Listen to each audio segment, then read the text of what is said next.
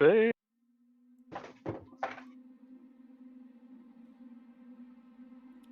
All right. So, there we go. So, y'all arrived last time in the game. Y'all got down to the planet. Y'all got introduced to a couple of people. Basically, kind of your point of contacts kind of got settled in to where you're being put. Uh, and then a week has gone by. So I know you guys like posted up in the chat and whatnot, but why don't we talk about what y'all did the last week? So I'll just kind of go. I will go down the line as I see it on the screen. So Jukes, what have you been doing the last week? Yeah, so I've been doing a few things. Like many of us, I have been getting familiar with my job. Although for Jukes, he's a little less concerned about the professional side of the learning the ropes and things like that, and more interested in finding out who looks like might be the more influential in his work sphere. Um, he's also trying to find legitimate ways to pass the time, such as whatever passes for entertainment on this rock. Um, you know, the bars. I don't think I didn't see a dance club on the map, but if there was one, that would be what he'd be checking out. Yeah, Um, the recreation area that I have there on the map basically kind of covers what you might be looking for in that sphere. So, um, and and then on the less legitimate side, the what illegal gambling uh or black market or places, rumors of where saner people don't want to go for thrills and chills. mhm. But yeah, just across the board, some light networking. Okay, okay. And did you find what you're looking for? Not really. Not at this time anyway. I feel like slow going. Jukes isn't in a super rush to get things, but after a week he is starting to get a little itchy because he hasn't found anything of significant value yet, whether it's the right people or the right goods or things of that nature. Okay. All right. What has Dalen been doing the last week? Helping my boss with his research as best I can while working on my own in my free time. And that is literally it. Dalen does not have a whole lot of. He basically does the things that entertain him, and that's what entertains him. Hmm. And what does the research entail? Well, I mean, he's as far as whatever his boss is having him do, that's really kind of up to you. What he's doing in his free time is trying to figure out what is the best wildlife, what flora can be transplanted from this world over to the desert world and still survive, or that what plant flora we can use there to help with the terraforming process. Mm-hmm. Okay. Okay. Have you had much success in your experiments yet? Would I need a roll for that? No, this is just something that you can. This is just kind of something that you can build into the world at the moment. Ultimately, I'm coming to the conclusion that only the rarest of species would be able to be transported, as the specific conditions of this world are so disproportionate. Are what's the word I want to use? so different that most wildlife, whether it be flora or fauna, would die transported to the other world. Okay. You've determined within a week why this planet hasn't already been colonized. Yep. It takes effort. All right, what has Sean been doing over the last week? So Sean has been networking like the little corporate monkey that he is. Susanna Vargas has been very gracious with introducing him to the various department and unit heads, just to put a face with the name, which would also include Yorkshire's direct boss, whatever title they would have. So he's been networking, and he's also been getting just your very basic information on the different departments that run through the colony, just their production quotas, personnel, like rosters of that kind of thing, just to see who's where and how often they're working, that kind of thing. Just to become familiar with the colony and how it's operating. Okay. Has he come across anything interesting yet?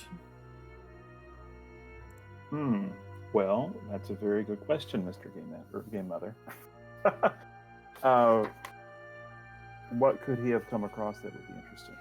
You tell me. This is a time where you guys can build little things into the world.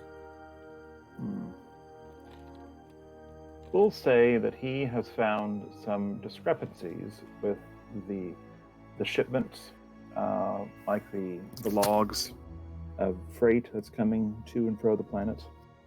That some of the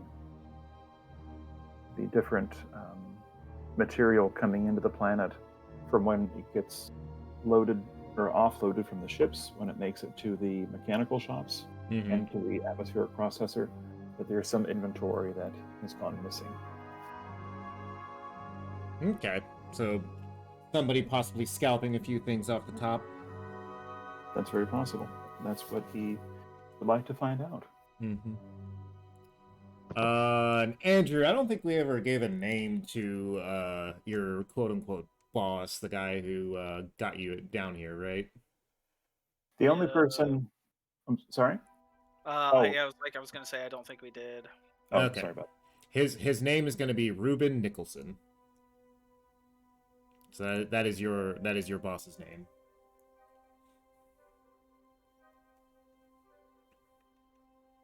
All right. Do I need to write that down somewhere? Oh, actually, wait, hold on. I think we did. Let me pull up your thing real quick. I think you should have put it in your little bio info, right? I don't think you had me put it in my bio, but I can. No, we did not. Okay, so yeah, that'll be their that will be their name. Ruben Nicholson, REUBEN NICHOLSON.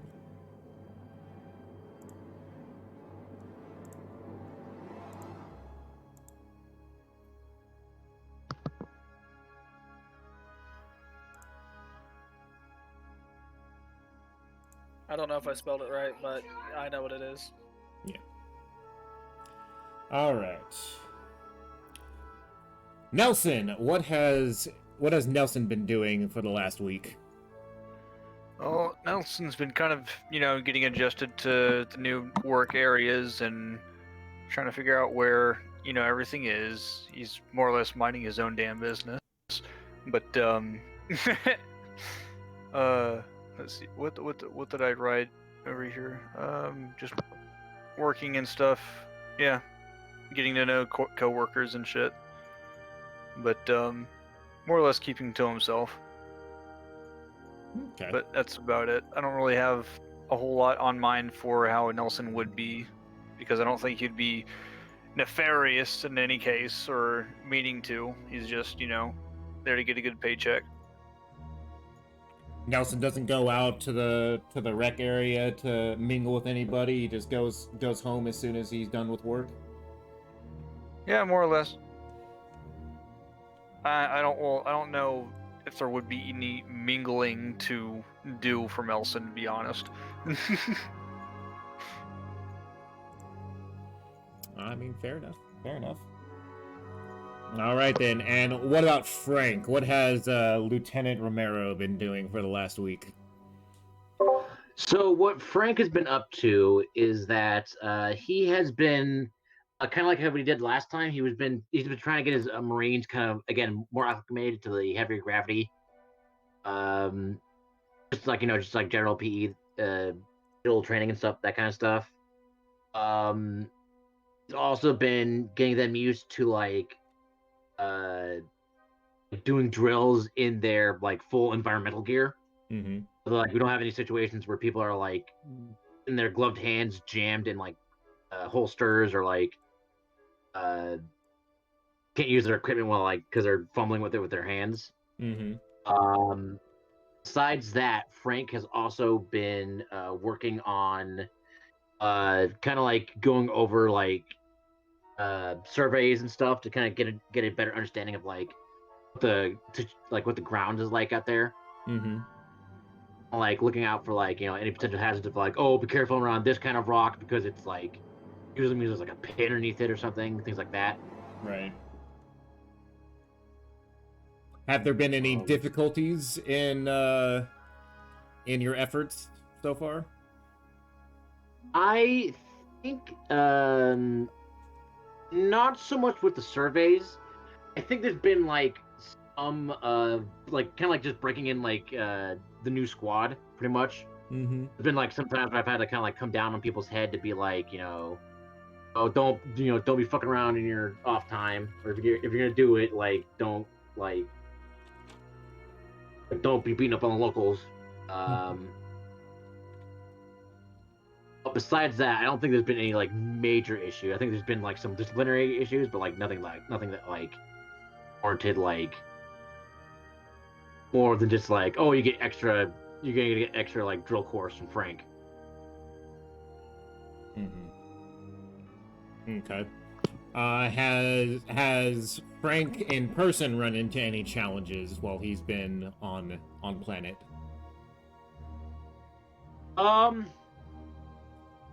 I think the most that people have kind of gotten like kind of running the problem like with Frank personally has just been like kind of like his weird clockwork of like just kind of getting up like every day and just doing like laps around the base pretty much. Mm-hmm. But besides that, I don't think there's been anything like physically like Frank kind of keeps to himself. I don't think there's been like any like physical confrontations with Frank throughout the week. No, he hasn't met anybody or made any like acquaintances on the base yet or anything like that. I mean, I'm sure people have like kind of seen him in the bar, like either like grabbing a drink or just him there kind of like in his off time. Mm-hmm. But I don't think Frank is like he hasn't like openly engaged with somebody. It's more like often than not he'll like hear like conversation around him, kind of like pipe in with a comment or something. But usually he kind of like he kind of keeps to himself. He hasn't like really like integrated too much with the locals. just yet. Yeah. Okay. Yeah. Okay. Magnificent Game Mother. May I add something that I should have added prior? What is that? So, and I'm saying this realizing that this was meant to be kind of like helping the world build. Mm-hmm. So, everything I said before still applies. Jukes wouldn't have been successful in like finding the things that they're looking for. Mm-hmm. But I think that is due not because it doesn't exist, because Jukes is pretty certain that like there's something, but he's had a tough time like cracking the code, so to speak. Mm-hmm. When he tries to talk to like kind of like dig a conversation with people, they either seem, you know, whether it's true or not, they don't seem to know what he's talking about, or they seem like iffy to talk about anything of that nature, which, you know, if it exists, that would make sense.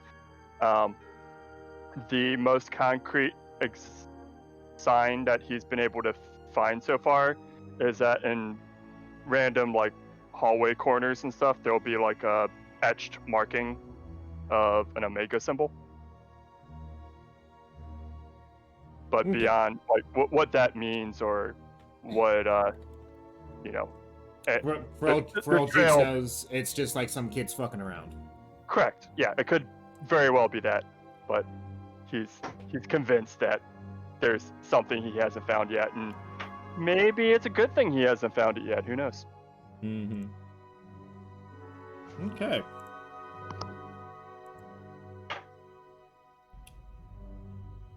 Well.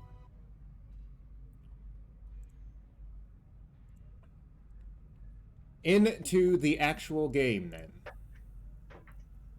So, Mr. Dalen, we are going to start with you. All right. So,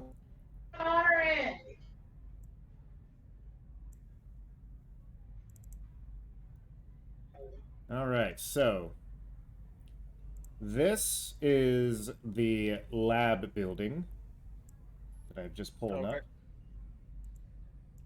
up. There are two parts to it, the upper and lower levels there. You can see there. Split into kind of like two halves. You got the geology labs and the biology labs on either side of them. Based on your profession, I assume you're in one of the biology labs. Yep. So, on your way into or when you get in, you have, you know, you look through your messages and everything like that, like, you know, you do, because there's bound to be something important in there at some point in time. Yeah, at some point I need to check my email. And you see a message that there's going to be kind of a like, the wording is vague, but the best that you can like put into it is that one of the suits is going to come down and kind of give an inspection of sorts. Yay.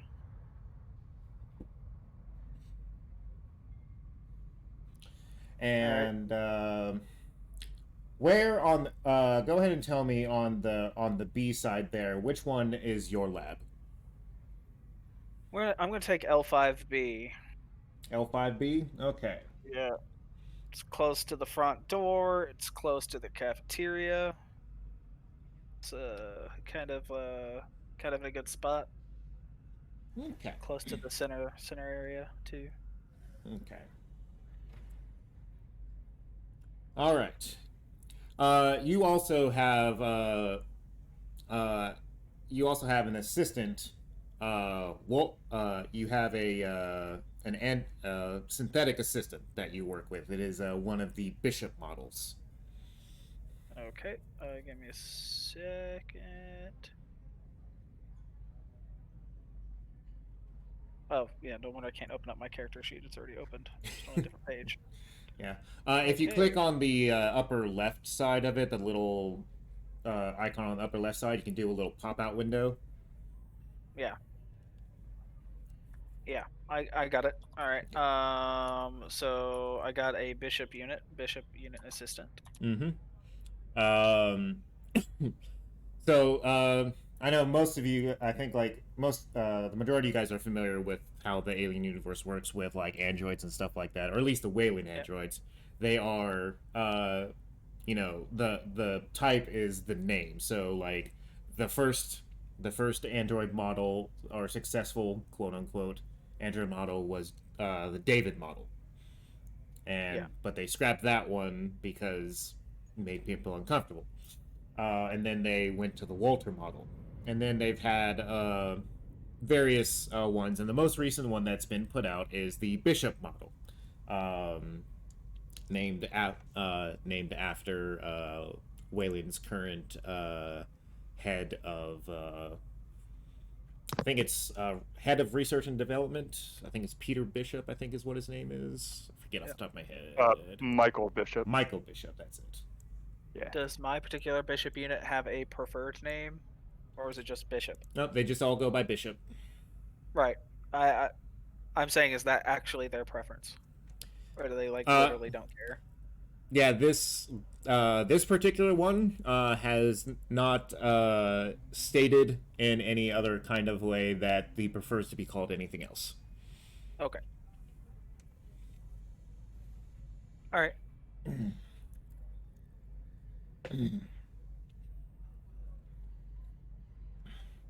So you get into your lab, and Bishop is there and looks at you. So what is on the docket for today, Doctor? Well, I don't suppose that we're going to find any flora here that is going to be easy, transplanted over to the desert world. What we should be looking into is the best way to ferry, I'm thinking of the word potable water over there. Maybe from this world.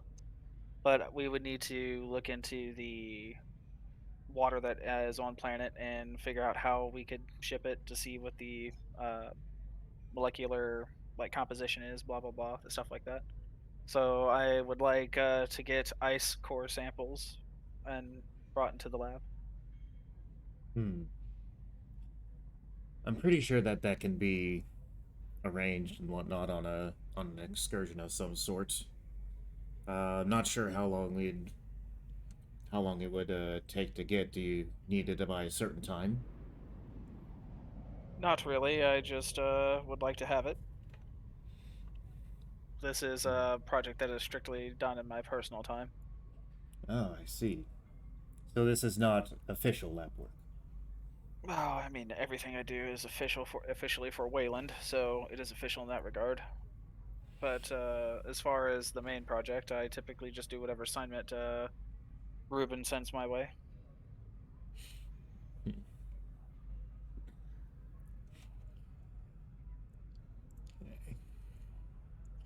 So you and Bishop are just kind of working on the whatever it is that Ruben has you working on in the current stuff. For the most part, he's just seems like he's been giving you his more mundane, busy work. For the most part, just kind of like the stuff that seems too tedious for him to take care of. I mean, fair. He may not. I don't think he particularly likes me right now. And after about an hour, the suit arrives by the name of one Travis Morgan, who you might recall profited off of some of your work in the past. Oh yes. Morgan. Good evening, morning, Mr. Morgan. I don't know what time it is. That's in character, by the way. It's like he's got like a cup of coffee with him. And it's like, Dr. Yorkshire, how's it going? Long time no see. I trust that you have been acclimating well enough. It's a little heavy here, but well enough. I've gotten a little birdie that told me that you're doing some extracurricular activities. Oh yeah, just in my free time and not taking away from any of my main duties. Oh yes, well we definitely wouldn't want the bottom line to be undercut in any way. Precisely. Well, tell me, is there anything that you need for this extracurricular activity? I mean, I don't suppose you have a empty check with the word grant on it, or a blank check with the word grant on it. oh, this entire planet is kind of in that situation. But you know how it is. You have to go through the red tape and the bureaucracy and all the approvals and everything like that. Which I'm certain that any benefactors interested in profiting off of my work would be more than happy to take care of. I'm sure they would. And one such benefactor would very much like you to keep him appraised of your efforts. Oh, of course. And then I just like hit a button on my data pad that just like show like essentially displaying that I already have like reports typed up and ready to go. All I just need to know is their preferred way of receiving these, whether or not they want them to be secured or if publicly viewable is acceptable. You know, just kind of keep it on the hush hush for right now, because you know we don't want to put out any data that's not. Hmm. Sure, we want to know that we want to be assured that whatever project that we're engaging in is efficable. I understand. That's quite insightful of you. What would be the best way to ensure that uh these reports get where they needed to get where they're needed without drawing any suspicion? You know, you just leave it on. He gives you a little. He gives you a card and whatnot. So like you can transfer it through here. Okay. It's like he just kind of like looks around and like while he's like talking to you and everything like that, he's just kind of like looking through various notes and whatnot and acting like he's looking interested in them and everything like that. Yeah, as he gets too close to a piece of lab equipment, I'm like, I wouldn't touch that if I were you. And then he says like, well, this inspection everything looks to be in order. You have yourself a good day, Dr. Morgan. Oh, I intend to.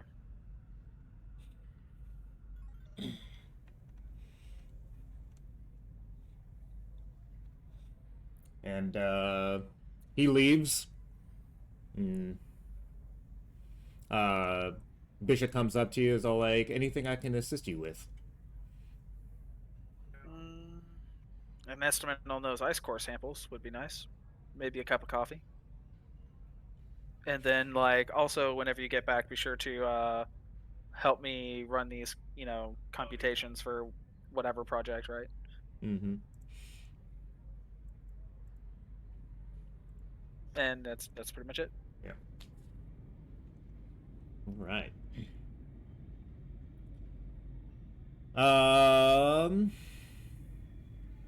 Let's see. Sean. Go with you next. Okay. So you so you're getting up in the morning, you're kind of starting your day and whatnot, and you know, you and your husband are kind of going in the morning, and Yuki's a little more sluggish than what you're used to. So, kind of as he's in the kitchen of the let me move this over here. Attention all Andromedans. This station operates in linear space-time. Ignore that. Please refrain from using hyperspace travel and communications. It's like, what? We're going to hyperspace? What? Attention all Andromedans. It's an advanced colony. This station Yeah. operates in linear space-time. Please refrain from using hyperspace travel and communications. So the apartments are on the right. Is that Yeah, correct? these are the layout of the apartments here. Yours is obviously one of the suite apartments here at the bottom. And I've got it kind of like set up in the three. So for the rest of y'all, the way this is set up, the bottom floor is kind of like common area and shops and everything like that. Kind of like think of it as a strip mall, more or less, on the bottom area here. The second one is kind of like the regular apartments and whatnot. So people like Nelson and Brooklyn kind of like stay in these kinds of units. Then there's a good like 9 to 10 floors of these. And then the last one here is the size of like the executive suites. There's maybe like 2 or 3 floors of these, because there's not a whole lot of super high ranking people on here, you know, just enough. And then you have the layouts of each of the different types over here on the right. So, but yeah, so like as you guys are kind of getting your day started, you know, Yuki's sitting there in the kitchen trying to make some coffee, complaining about some like headaches that were kind of kept him from sleeping the night before. Mm. So what's been going on at work?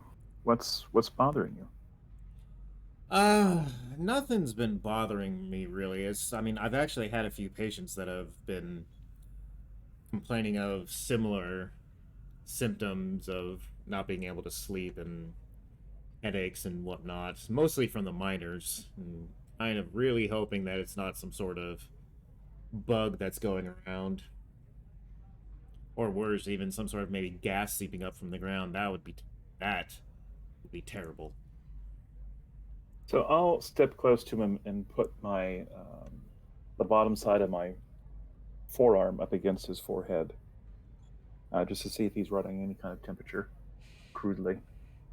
Like maybe like a little warm, kind of compared to your hand, but nothing like that you would have any kind of nothing alarming over. Yeah. Okay. Well, I'll take over the making of the breakfast and just tell him to sit down and just enjoy his coffee. Mm-hmm. Maybe read the news. So we'll go through the breakfast routine. Mm-hmm. Yeah, he's kind of making small talk, and he kind of goes into like some of the stuff that there's like some really that he really hopes it's not some sort of space bug, because there's some really gnarly space viruses out here.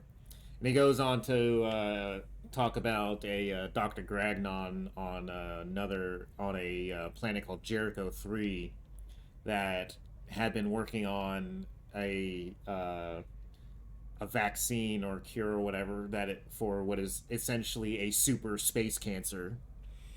That,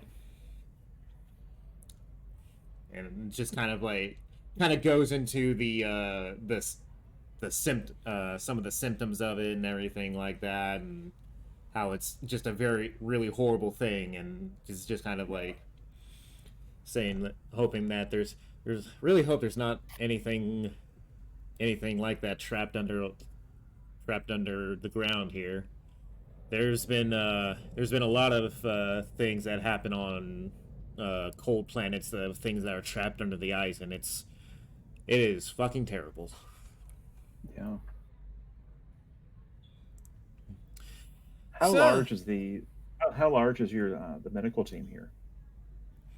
Oh, I've got a couple of people working in my wing. They've kind of divvied us up across various buildings. You have a couple of the research labs, or the main research lab in the central building, and then they have us kind of spread out into various areas just to kind of support the rest of the teams should they need to come in, should they get any boo-boos on their fingers that need kisses better. Yeah, makes sense. So, what's on your agenda for the day? Well, after breakfast, I am probably going to head down to the administrative center and just see what Vargas has for me. Because I've met pretty much everybody on the supervisor side of the production floor. But I did come across some irregularities with the cargo shipments coming in. Oh? Like what? So I'll take a sip of my coffee just for dramatic effect. Well, it seems that we have equipment and tools coming in planet side. So from the time it touches down, is unloaded, and by the time it reaches the maintenance shops and the different trade schools there, there are some significant numbers of missing items. So I'm probably going to have to find out what's happening with these things. So something shady, Yuki. Something shady. I mean, it could just... It could be somebody trying to write off for insurance purposes.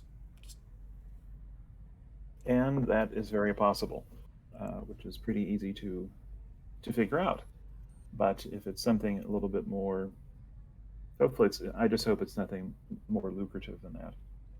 That people are not trying to take these home for whatever reason, or send it back off planet, or use it for their own projects, their own personal agendas, when the company's paying for these things in the first place.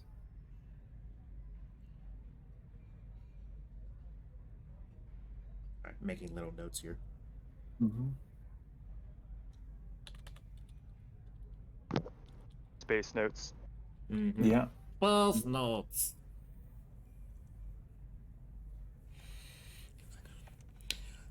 Well, I'm sure that you'll be able to figure out and you'll nail them to the wall and then get a nice fat raise. That's the goal. That's the goal. Well, I'm going to shower up here and hope you feel better.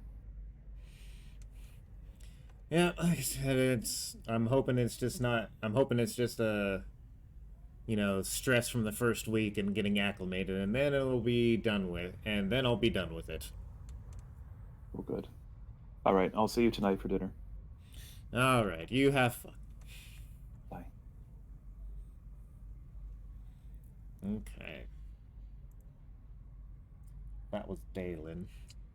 Frank!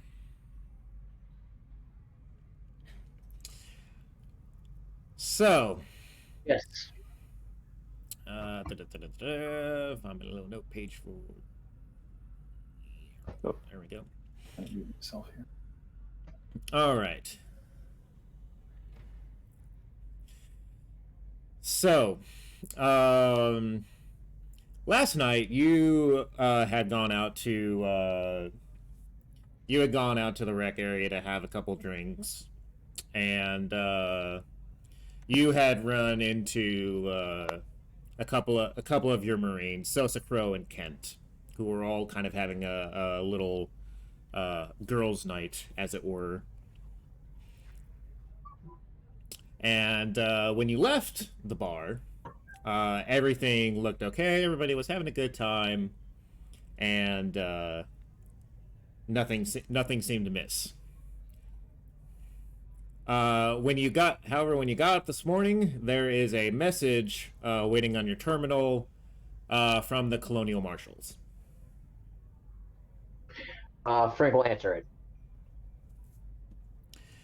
When you bring up the message, is just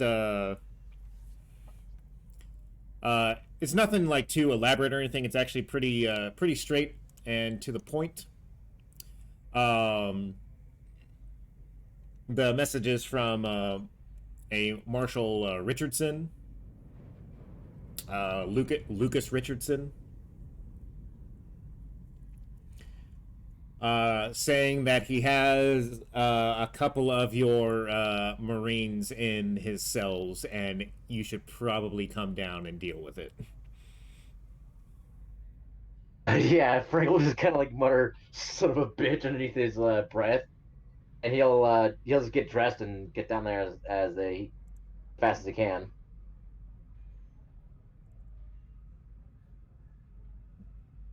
Yeah. So, as you get down there, where-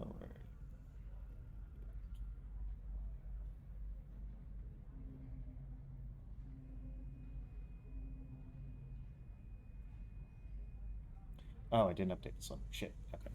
I'll have to update that later. Or re-update it, I should say.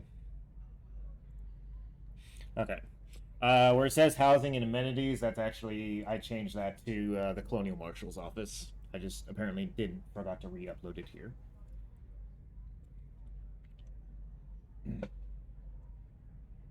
So yeah, so you get down to the marshal's office, and they have about a dozen cells there for holding people, and about half of them are filled up right now, and 3 of them are holding your Marines. Specifically, Sosa, Crow, and Kent. Right. Yeah, so I guess I'll head up to the marshal's office there to see. I talk to him, figure out what the hell happened last night after I left.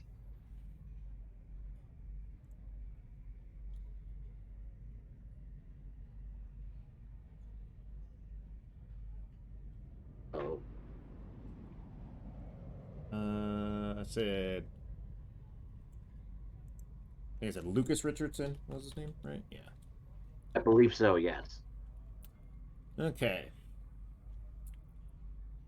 So, you go into you go ask where his office is, and somebody like points you down the hall to where his office is, which is the kind of the little lower right room right there.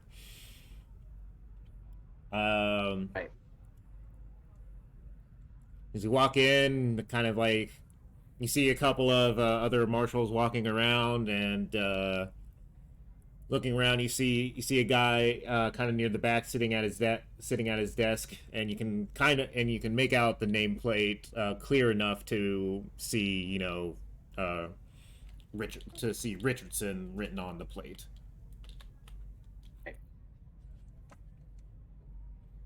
And I'll knock on the door, and I'll wait for him to acknowledge me before I enter inside. All right, so you knock on the door. He's like, "What is it?" So, contact me about some of my Marines. Ah, yeah, Lieutenant, come on in. Frank will enter in. I'll turn to him like, should I close the door for this? You can if you want. No real skin off my back. Everybody's already seen your people in the cells, so it's not really a secret. Yeah, so Frank will close the door and kind of like take off his lieutenant's cap and take a seat. Mm-hmm. Well, it seems that your Marines got in a little scuffle with a few of the locals last night. Those are the other guys in the cells over there, by the way. They got brought in last night to just kind of sleep it off, as it were. Figured you want to come and get your people yourself. Yeah, I would. Can I see? Ask what happened? What was the nature of the confrontation? Well, it seems that things were going kind of things were mostly cordial, and then a fight broke out. Can I ask which one started it?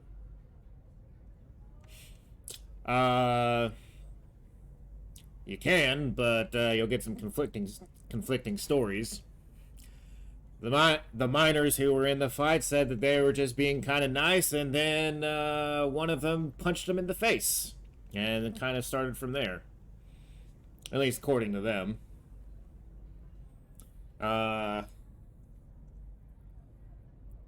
Your Marines did confirm that yes, they did throw the first punch, and it was also supposed to be the last punch, but it seems that didn't quite not how it quite went down. All right, then, your officer. At that, he'll kind of like get up and is like, "I'll go collect my people now." Mm-hmm. He kind of like puts his head up and shouts out, "Newman, show the lieutenant to his people." And see another marshal pop around the corner. Is all like, "This way, lieutenant." I'll follow him over to the cells then. Mm-hmm.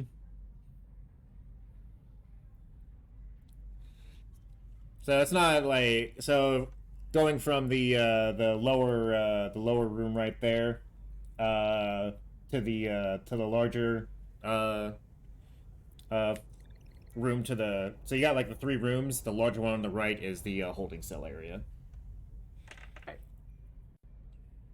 Yeah. So as soon as we enter into the room, I see the Marines. I'm gonna yell 10 Hut at them. Mm-hmm. They all stand at attention in their cells. You see you see Crow a little more shaky. Seems like that she might have a little bit of a hangover, at least by what she's doing. But she does her best to stand straight and firm. Yeah. Yeah. So I'm just gonna like look him over and say, looks like you ladies had some fun last night, huh?" I'll like wait for a response.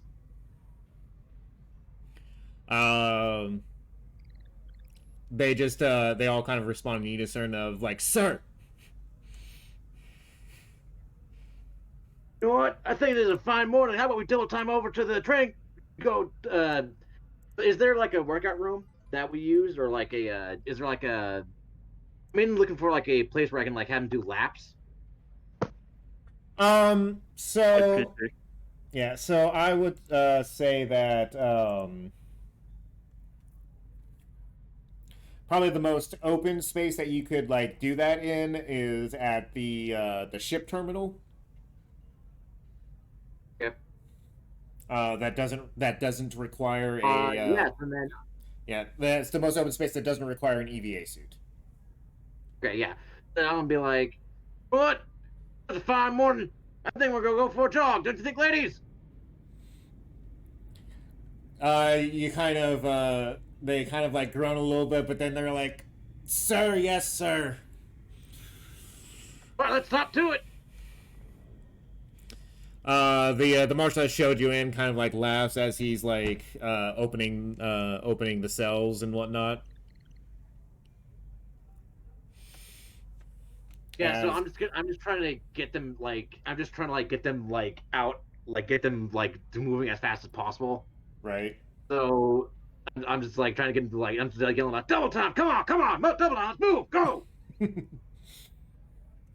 And they're Like, everyone's like, yeah, and they start moving as best they can. and I'm keeping, yeah, and I'll keep the, like I'll have them like form like single file column, and I'll be behind them, just kind of like making sure like none of them fall behind and slow down, and if one of them tries that, I'll just yell at them to keep back up, keep the pace up, and all that. Mm-hmm. And I'm gonna bring him down to the terminal then. Okay. Attention all Andromedans. This I do not have a map laid out specifically for the terminal yet, so we'll just hyperspace Fine. travel and Yeah. communication. just be using this for now. Just big room. Yeah. Attention all Andromedans. Yeah. So then, if we get there, then I'm just gonna have them Please refrain line from up. using hyperspace travel and communication. Mhm. I'm gonna like kind of like go down the line and kind of like look at each of them in the eye and be like, "All right, was one of you ladies like explain to me what the hell happened last night?"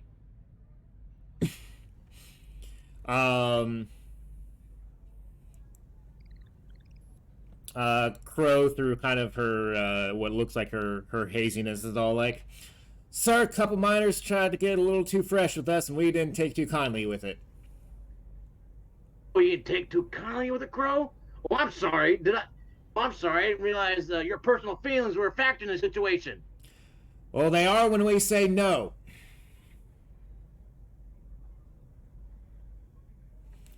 And they didn't want to take no for an I answer. heard that.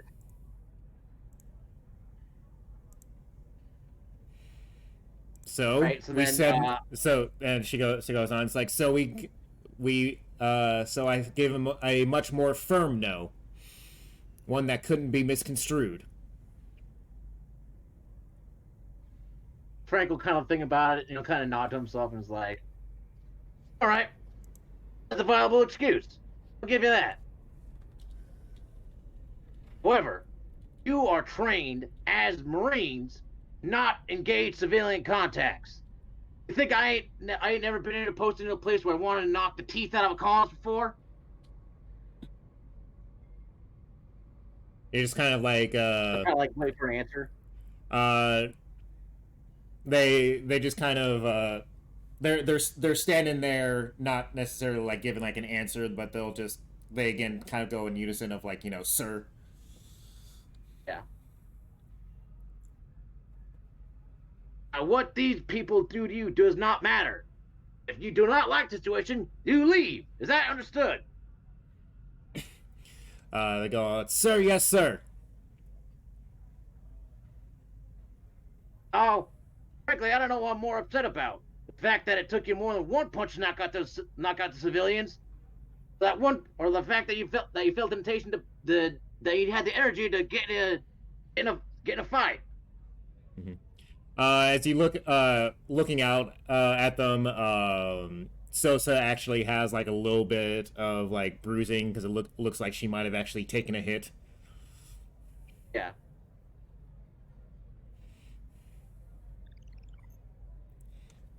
Oh, I think this Mortar's Peas. I think we can start that right now. I think.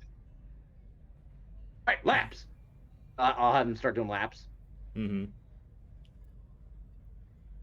You see you see them kind of like start going, like, they kind of do that like that the eye roll and god damn it look on their face as they start, running around the terminal. Yeah, and then yeah. Go ahead. yeah, go on. No, go ahead. I was gonna say, like, Frank's kind of like basically, Frank is like making them like run until they puke. Is his like mentality right now. Mm-hmm. Get all that poison out of their system, right? Yeah.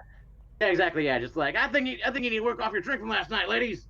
He's basically just like having them like go around until like each one of them pukes, and then he'll like pull them off the track. Mm-hmm. Yep.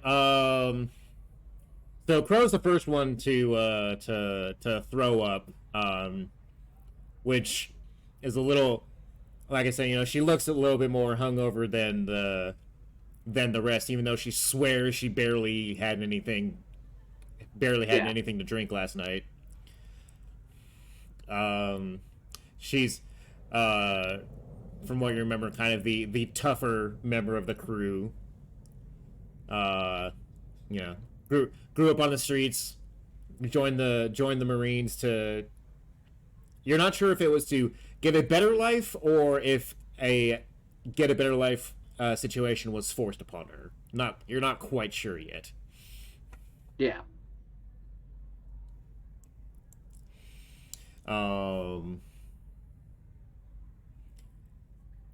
Kent and Sosa go for a few more laps before they kind of give out too.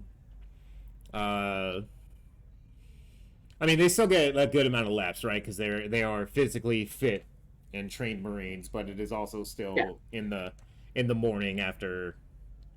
In the morning after like heavy drinking. Yeah.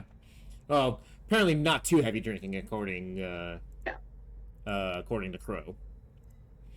But you you push hard enough. No, it doesn't really matter how much alcohol's really in your system. Something's gonna give.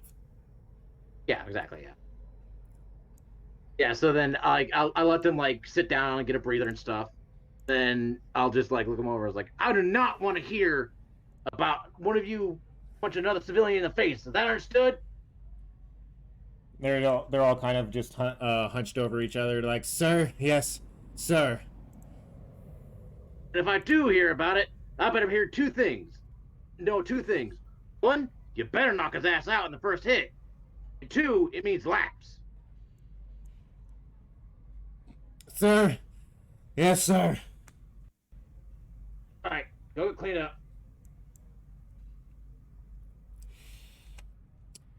Yeah. And now you can go get your coffee.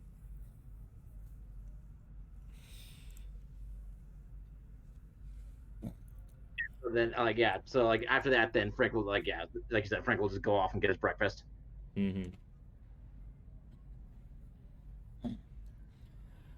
All right, Mr. Brooklyn Jukes, you were witness to that little spectacle. He just mutters to himself. He's like, "This is exactly why I did not go into the family business." But yeah, so you, sir, are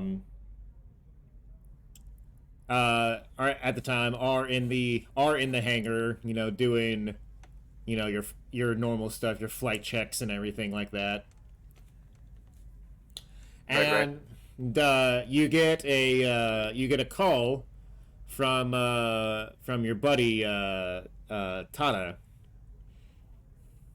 on your terminal. Yeah, alright. Take the call. What's up, Chuckles? Not much, Jukes. The Noah here is getting ready to take off. Finally, and they got everybody situated. Only took them better part of the week, but it looks like they're about to take off, or at least they said that they were. But they said that they're missing a person or two. And called down. Missing? Yeah, apparently, like they're one of the execs that are supposed to take off back to Earth with is missing in action up there. Not on the check-in list.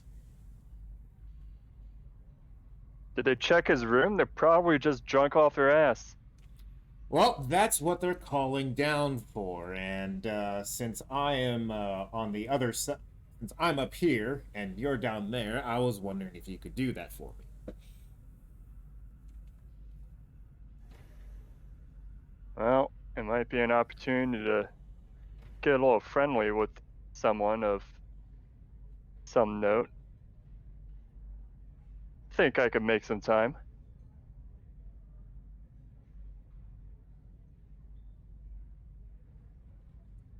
All right. And, yeah. So, yeah, what? So yeah, so he's one of the suits you're looking for. So his room would be one of the suites up top of the living quarters. Tada kind of gives you which room is supposed to be his. All right. Is there any like, would there be any? Since it's like the executive suites, would there be any like guard or whatever to keep me from like knocking on their door kind of thing, or? Not that you know of. They're like the only security on the colony is the marshals, and then which is augmented by the colonial marines. Right. But All they right, don't. well. But yeah, they don't. None of them really do like personal guard duty for anybody. All of the Right. all of the doors to the executive suites have basically kind of their own security locks and everything like that that are given to each of the occupants when they arrive, or the codes of which are given to the occupants when they arrive. All the better then for and he's envisioning himself a ideal situation where he helps this poor sod get to his flight and maybe get, a little recognition. Mm-hmm. Yeah. So, Droox will make his way to that suite and see if he can rustle up a missing person. Yeah. The guy that you're looking for, his name is Harold Douglas. Harold Douglas. Mm-hmm. Okay. It's gonna help you, Kitty. Okay. So you put you stow your tools away and everything like that, and close up your terminal as you are heading up to the executive suites. At about that time, Nelson, you get a call on your terminal from your boss, Ken. Oh boy. What's the call about? So, well, first, do you answer it?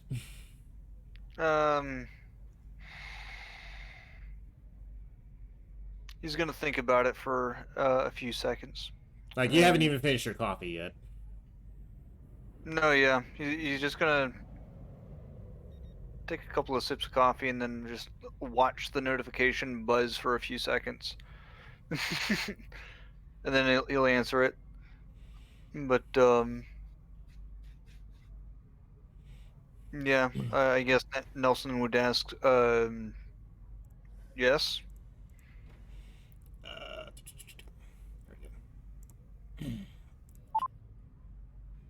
Harold Douglas for self-reference. Oh, okay. Oh yeah, sorry, that was for me. I just wanted to jot it down somewhere. Like, Sharp, what are you doing? Well, my first task of the day, which is downing coffee. Why? What's going on? Some miners are complaining about some equipment malfunction. Need you to go down there and fix them up. All our equipment guys are already indisposed. They're trying to go into a new, they're trying to open up a new chamber, and the drills are acting up. Alright. I'm at it. What floor is it on? It's on the bottom floor. Bottom. Got it. Alright. I'll get there ASAP. Good. Let me know how it goes. Okay. Nelson's gonna hang up and roll out of whatever he's sitting in or laying in, and down the coffee and get shit together. Let me see here. You while you're finishing your coffee, and everything, you hear a little war from around the corner, and he's an asshole. Jesus. All right. What the hell was that? It's Timmy, your little Roomba. Oh my god. Okay, you gave him a voice and a name. You gave him a name. I gave him a voice. Oh no, that's right. Okay, cool. I pretty much just kind of figure that you've kind of made a few little adjustments because having some kind of companionship is nice.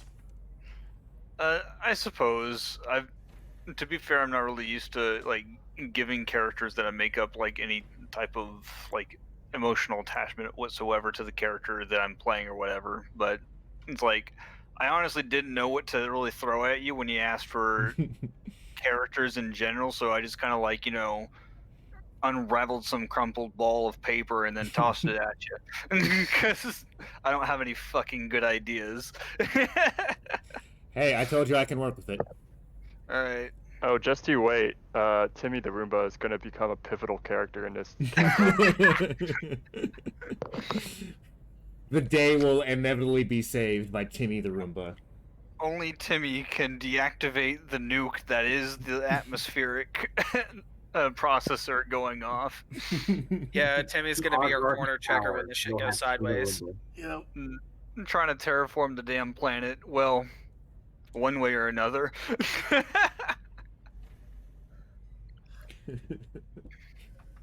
Anyways, I'm not sure what the fuck Nelson would say to Timmy, to be honest, but You want me to leave shit in this shoe?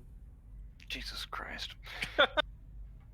Yeah, go for it, Timmy. I didn't see nothing, but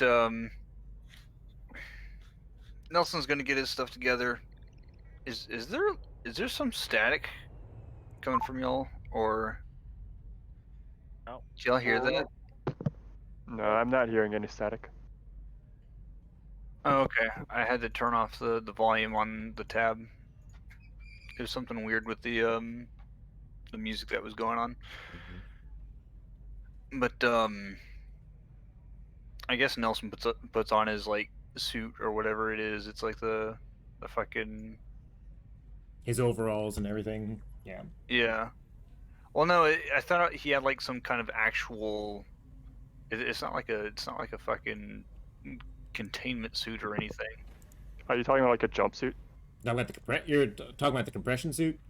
Yes, compression suit. Yeah. I don't know if he actually needed that or not. No, they've so the way that they have it set up is like so when you're looking at the big colony map there, the rail area right there is how you get to the mine, which is, you know, enclosed in itself. Then the cars that bring you over are, you know, compressed and everything like that. And they've been feeding air into the mine as well, so that people don't have to work down there in compression suits like they did when this colony started. All right. Well, I guess Nelson's going to make his way to the rail and see what's going on at the bottom of the mines. What could possibly go wrong? See ya, boss. Yeah. Every time the voice. It's gonna get me. Hey, I bought this program for a reason. Well worth it. Mm-hmm. Best dang $20 I ever spent. Yep. Dude, I wish I could have a sassy Roomba. All right. Let's see here. Oh wait, do I? I'll be kind of like switching There we between go. I'll be kind of switching between characters for in the meantime things.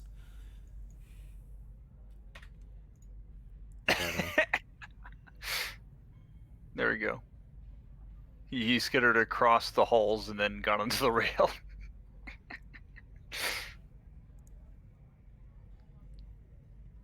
I'm not sure what else to do from there. Yeah, no, it's like while you're heading on there, because it's gonna take you probably about an hour of Yeah. of total travel time to like get down there, right? Mm-hmm. All right, so Mr. Sean, you have made it to your offices in the admin building here. Yes. Attention all Andromedans. This station operates in linear space-time. Please refrain from using hyperspace travel and communications. All right, so you're in your offices. Attention all Andromedans. This station You operates get in linear space-time.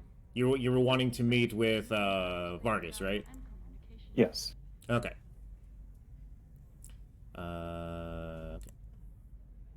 So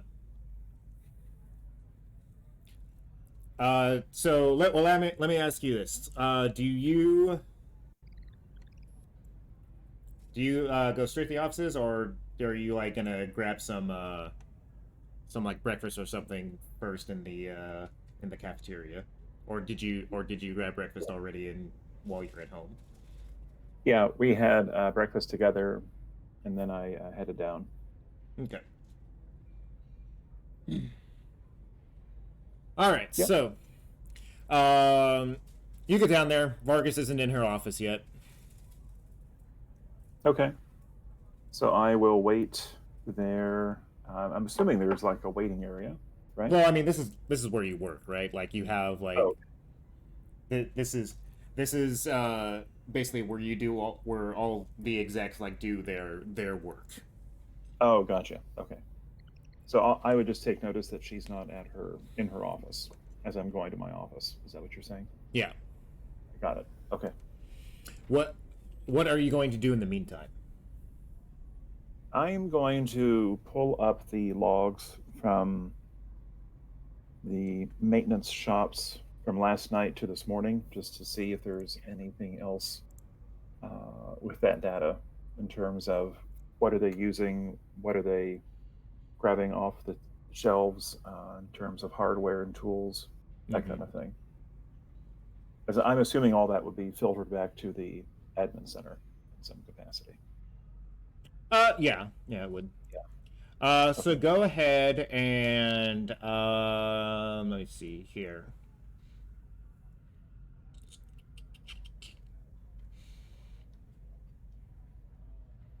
Are you just kind of casually perusing it, or are you kind of like actively trying to look through it? Sean is going to be kind of just cruising through just to see if there's any large number of things that look out of place, if that makes sense. So he's not reading it line item by line item right now. Because right now he's kind of filling in time until Vargas comes in the office, just to keep it. Okay, so after about 30 minutes or so, looking through these things, you don't really see what you're looking for just yet, but again, you're not really doing a deep dive into it. When you see Vargas kind of walk into the main office area. Okay. I will kind of wave to her and then stand up from my desk and approach her. Okay. And just say, "Good morning. Whenever you have some time available, I would like to go over some irregularities I found this past week." Regularities? What kind? Well, I've been finding some shipping discrepancies between materials that's coming in from off planet, and by the time it makes it to our respective trade shops, we have missing items, tools, equipment. And I'm not quite sure if this is something that's common or if there's something more, if there's something else happening here. Do you know where in the logistics the discrepancy is?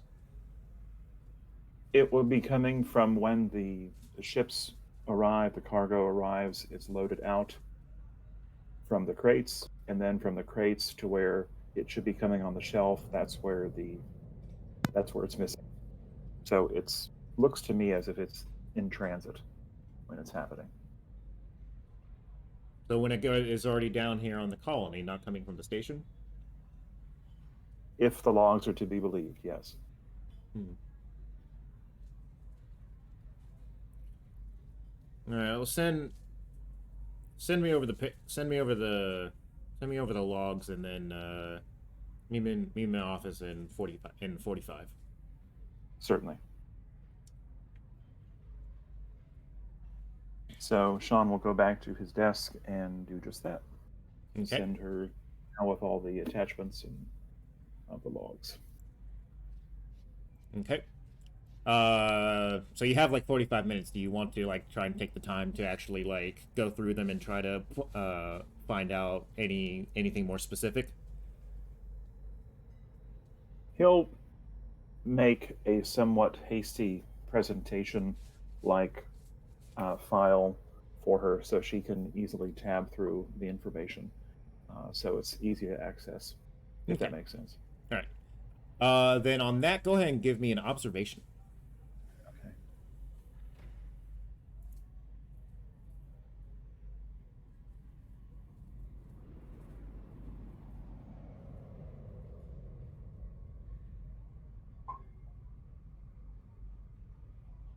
Okay. All right.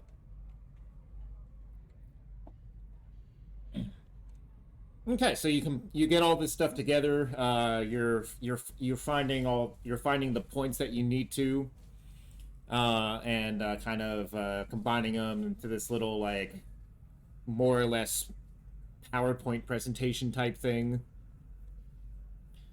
Yeah. And you sent and send it off. You know, that took you about 15, 20 minutes there. To get that compiled and put together, and then you go into Vargas' office and starts and yeah, I can talk. I swear to God. Would you like some coffee? I mean, I've had some caffeine.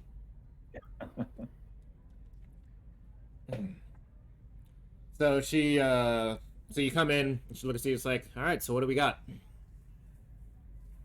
So Sean will go in and give a presentation of the discrepancy of numbers, and he will wrap up by saying, my assertion is that someone or something has been removing these items from when it's moving from leaving the dock area to when it hits the shops. And I don't know who would be doing that, but I would like permission to find out what's happening here. Do you think somebody in the you think it's maybe one of the pilots trying to smuggle some stuff out? It could be. I don't know what reason they'd have to be taking it in the first place, because it's not like they couldn't travel to another nearby colony or city or anything to get rid of it, to sell it. I don't know. I really don't know. Well, it wouldn't be the first time that somebody was trying to smuggle out some equipment back to on one of these transports whenever they come in. Find out for me, and then tell me what you find. All right, will do.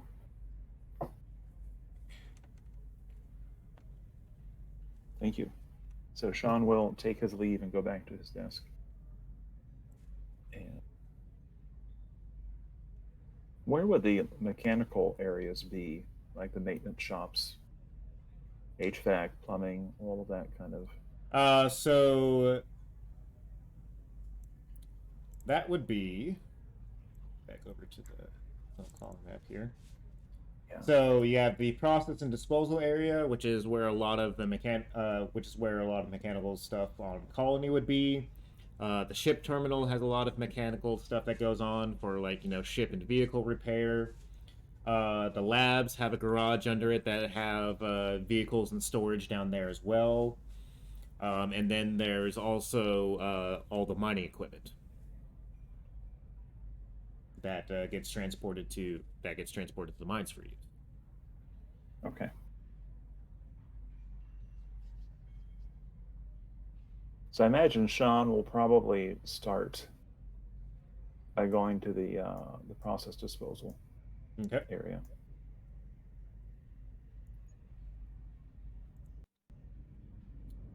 All right.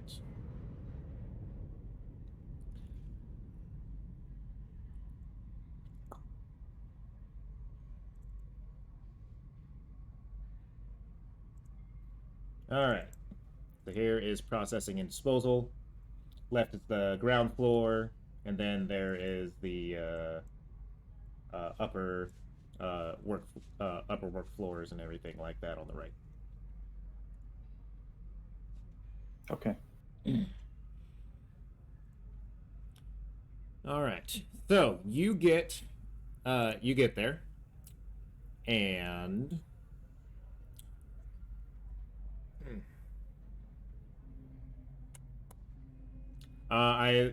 what is the first thing you do when you arrive? And I'm arriving. Takes here? about 15 minutes to get there. Yeah, and it would be the entries here. Yeah. Okay. So I'd be looking for someone to. I mean,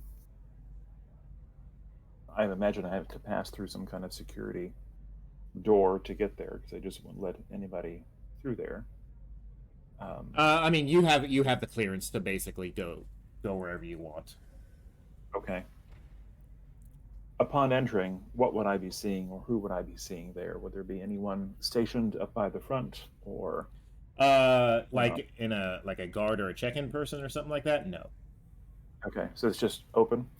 Yeah, I mean, there are plenty of people around, like working and whatnot. Yeah, you see people at the terminals here in the center. You see people up on the top doing a whole bunch of stuff. You see people like looking at readouts and everything like that. You know, it's a busy area here.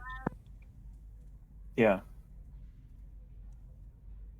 Well, Sean will ask where the local supervisor is, or the foreman. Okay. That would be Lou Brooks. He the random person that you find said, you know, he points up to the upper scaffolding. Okay. His name was Brooks. Brooks, yeah. Lou Brooks. All right. Sean will go ahead and take a safety hat, assuming there are some safety hats around.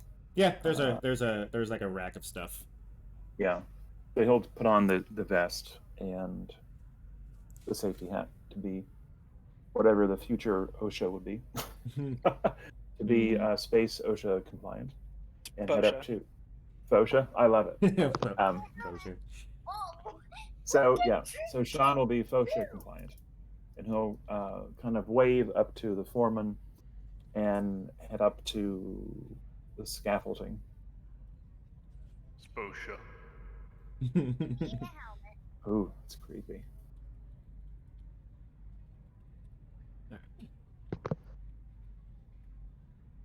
All right. So yeah, so you go up the stairs and whatnot, reach the upper scaffolding. You see you see somebody as soon as like you get off, kind of like right next to you, working at one of the terminals. Mm-hmm. And there's like, you know, about a dozen people up here, going back and forth, looking at things and checking meters, all that good stuff. Right. Yeah, Foreman. there's somebody right next to you when you get up there, looking at the terminal right there. We'll see. We'll say you're on this like lower right hand one right here. If you're pointing at something, I'm not seeing it. Like, oh, I'm just saying, like, I don't know how to actually like hit the little marker thing. If you hold your left button, it will kind of pulsate. Okay, There you go. Okay. All right, so yeah, So I'll be this one, here. yeah, so this one right here, there's somebody like as soon as you come up, there's somebody at the terminal right there. Okay. Hi, I'm looking for Foreman Brooks. Are they available?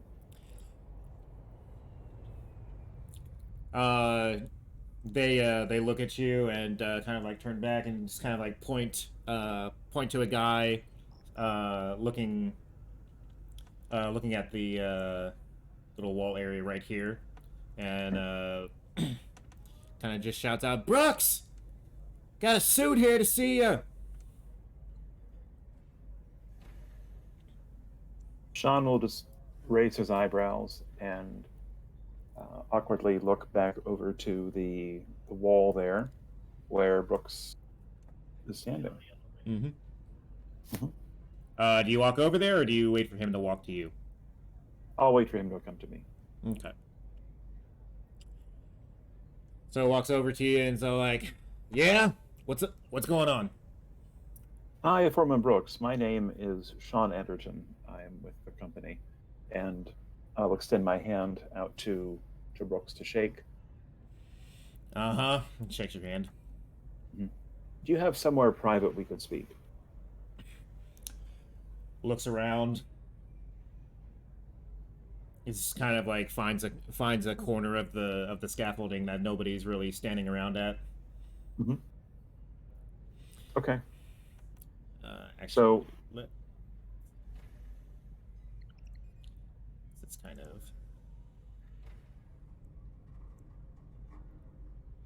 See if I can.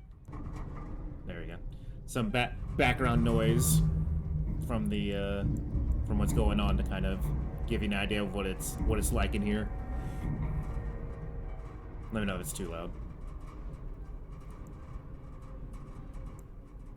That should be good. So yeah, he's kind of like trying to yell over the noise and everything like that. Okay. Yeah, so Sean will head over there and stand there with him, and he will. So what can I do for you, Mr. Anderton? Well, I've been going over some of the shipments coming into your area here, to this operation in general, and there are some serious discrepancies with the amount of material leaving the docking area coming here. And I'll hand over sheets of paper or tablet over to him. Yeah, it would be like a tablet at this point. Okay.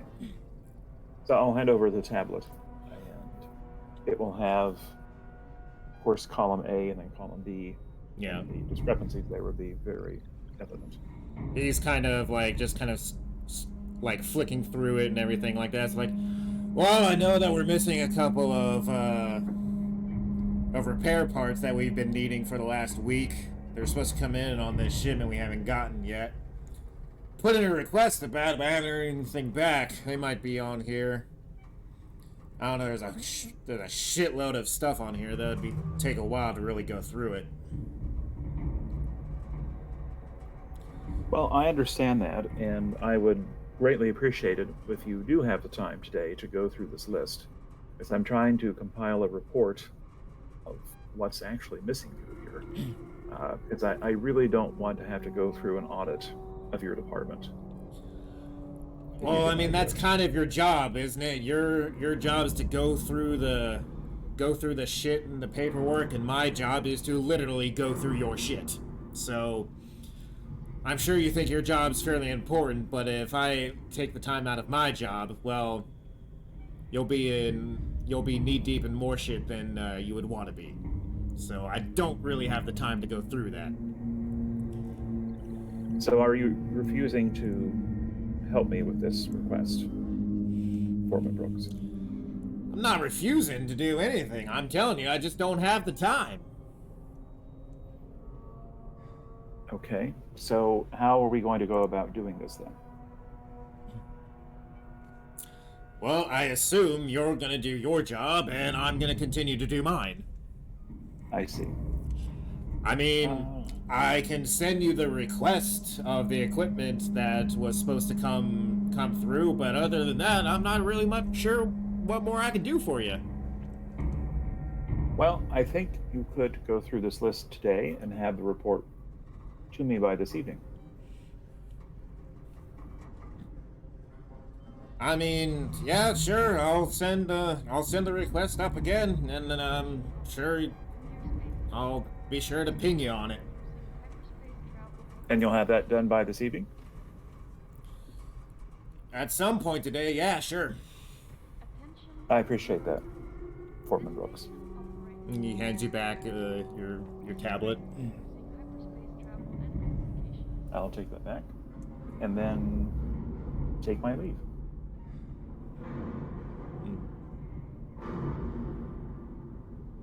Okay. So you get out of the there and you start heading back. All right. Who are we on doing stuff? We can go back to Nelson here. Mr. Nelson Sharp. I'm alive All right. Are you sure? for now.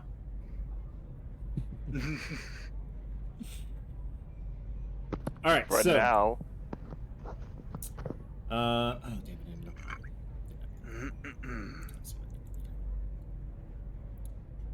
All right, where am I? So you've traveled to the mine. You've gone through the tram and everything like that, and have gotten to the mines. Oh boy. are you already drinking on the job? No. It's just coffee. Irish coffee. All right, so Damn. Okay.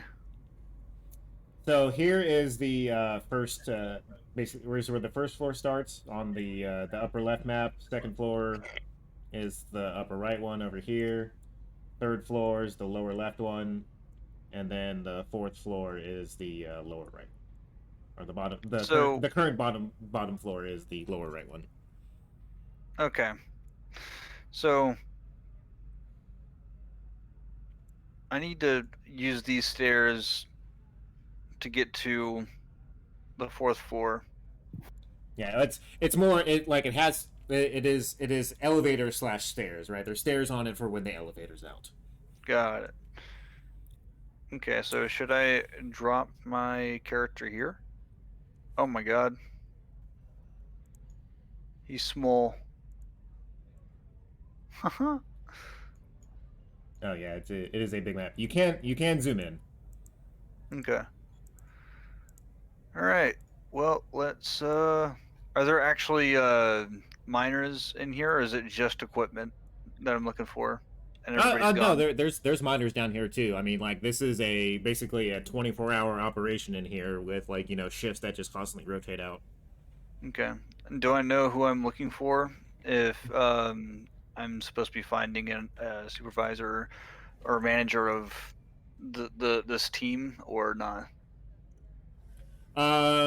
Yeah, the foreman's name is, let's see.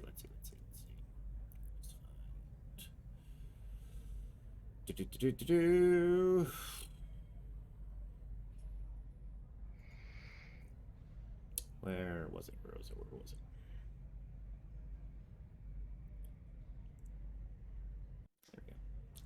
There we go. The head foreman and supervisor is Homura Sayonji. Alright, Sayonji. Oh shit. Cool. I guess do I need to like roll for perception or some shit to find them or what? No, I mean, you can just kind of ask around and whatnot, and I'm sure you'll eventually find him. I'm going to assume that there might be some miners taking a break around here or something, so I guess I'll ask them if they've seen Sionji and if they have any equipment that I need to take a look at. So yes, they said that Sionji is in the north pocket. North pocket. Alrighty. Let me just slowly make my way down there. I'm just kind of like glancing at people that are doing their own thing. Just not really paying too much attention, but also trying not to get lost in this place at the same time. Right. Okay. So yeah, there's a lot of miners here. There's you see a bunch of equipment, some like some very large drills and stuff like that. Like, not quite, but almost the fucking like Technodrome drill things from Ninja Turtles from back in the day. You know what I'm talking about? I'm going to nod and say yes. All right, hold on. Let me.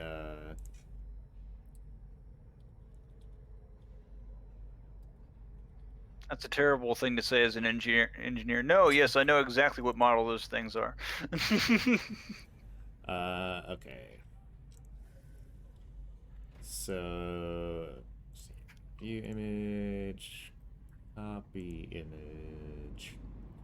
So it looks close to this.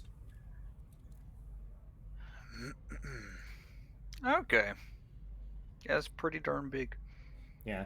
Except it's like it's not as big. It's like just take like the first section of that with the drills and stuff on it. Hmm.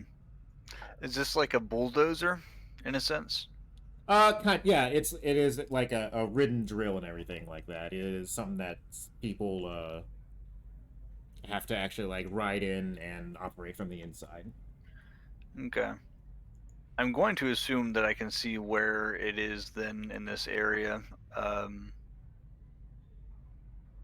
Yeah, seems like this would be kind of you see a group of people like kind of talking and yelling at each other about, there's nothing, they need to they're behind schedule. They need to get this shit up and running. There's nothing you can do right now until the engineer gets here. Yeah.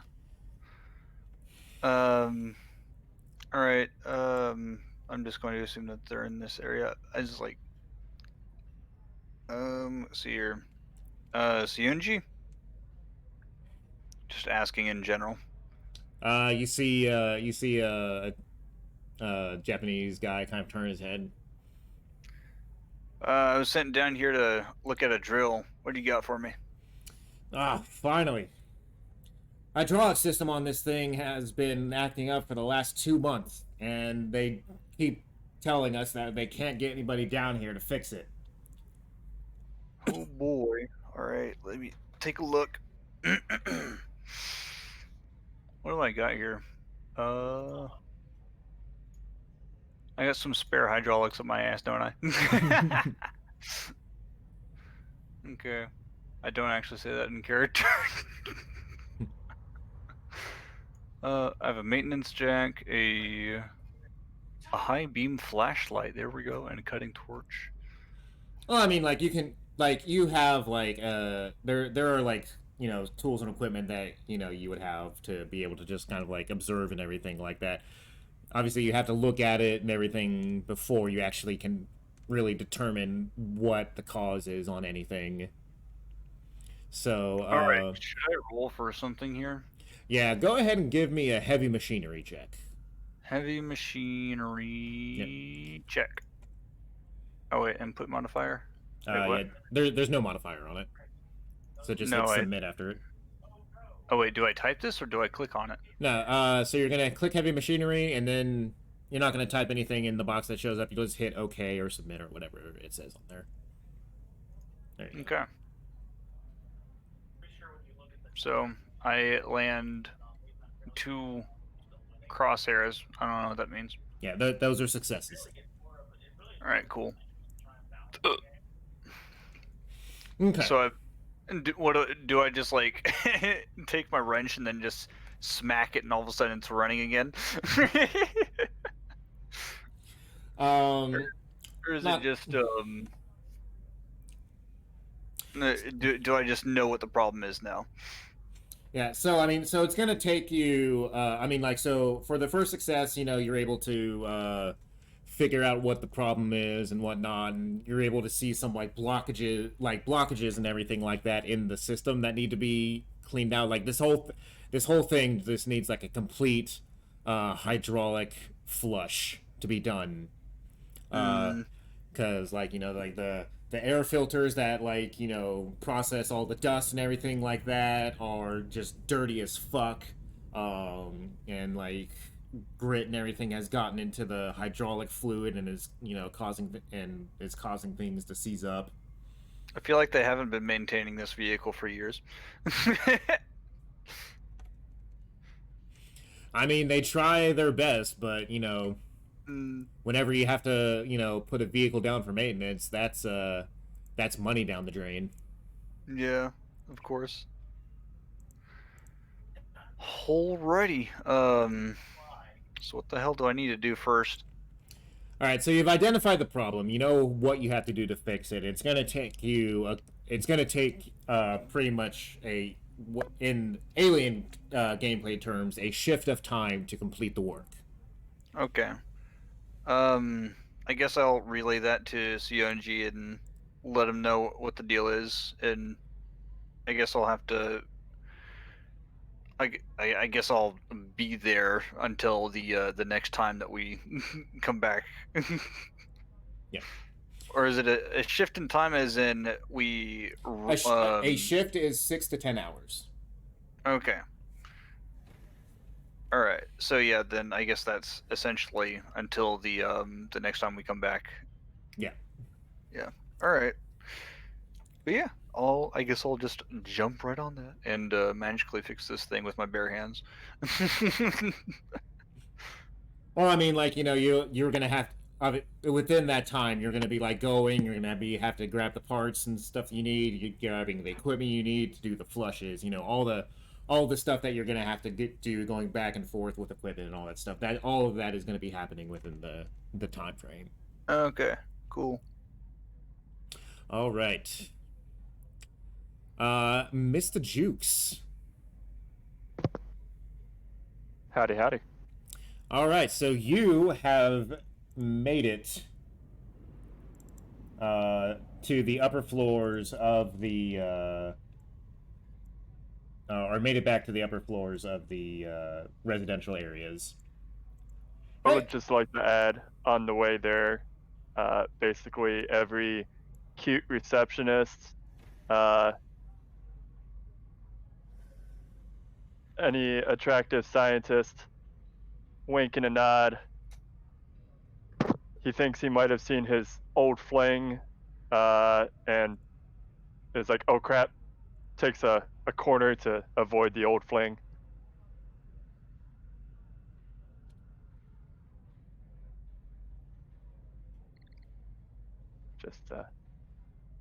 Just some flavor for the trip up. Mm-hmm. Hold on. I have something for this. Oh, okay.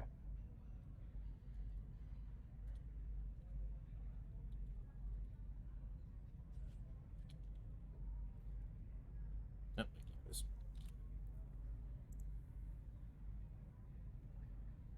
there you go. Yes, exactly.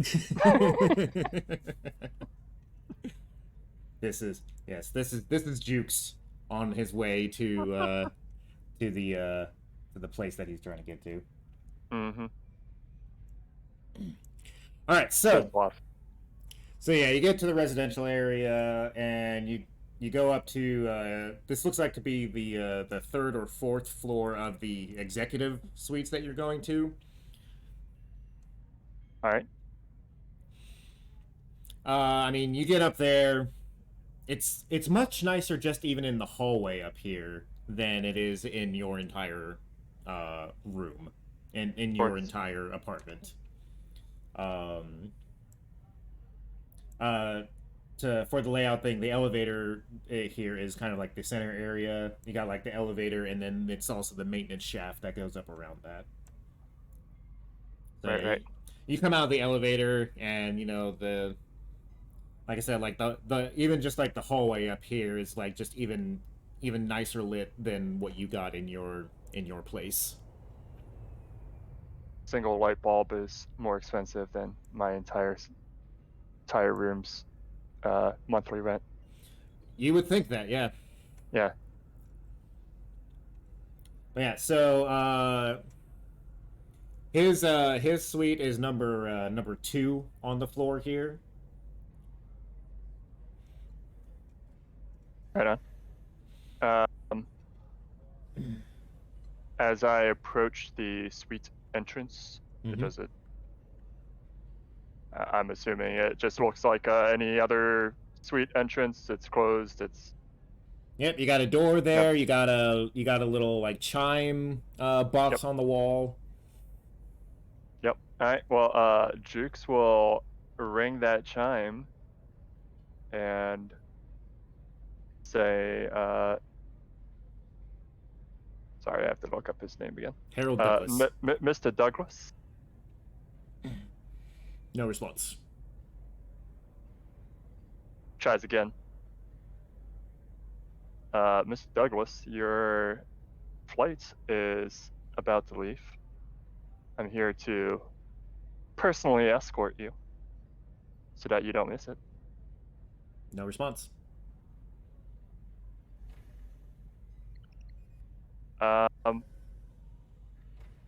Can Jukes open the door?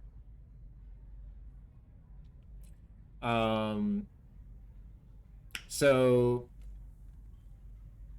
if you had a key, if you had like the key for it and anything like that, yeah, but it isn't just like one of those things where it's like, I just got a doorknob that you open, right? It's, you know, a nice fancy security door.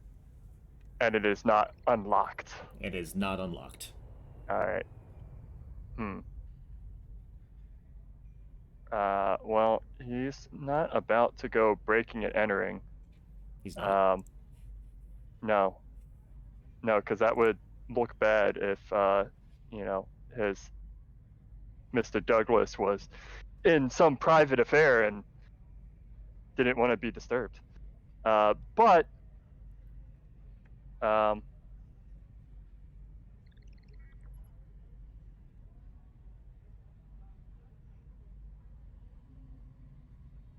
So what is Brooklyn Jukes gonna do then? yeah, no,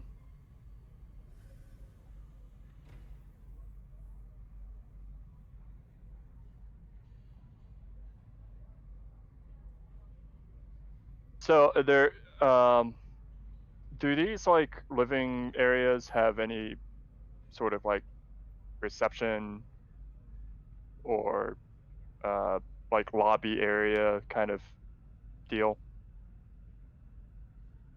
Are you talking about like if you went to an apartment building and there was like the place where you talk to like the office people and everything like that? Yeah, Run it, yeah. like a management office? Yeah. No, not really. Okay. Like I said, the bottom floor there is just like, it's basically kind of like full. It's like a little like mall type area. Gotcha. Anything that had to do with the actual like apartments and everything like that in that aspect would have been in the admin building. Gotcha. Most of the time, they don't really bother with over here unless they're like specifically called for something. Is it easy enough to contact the colonial marshals from where he is to basically report a missing person? Yeah, I mean, there's like communication terminals downstairs and everything like that, and you know, you could even like go to your own apartment building and use a terminal in there. Like there's like communication terminals in basically every like apartment building, and like there's a public one downstairs. Okay. Yeah, Jukes will go to the nearest terminal and basically ring up the colonial marshal and say, you know, that there's a basically say that Harold Douglas is expected to be on a flight. He's not responding to, or he's not showed up or reported for being on this flight, and he hasn't responded to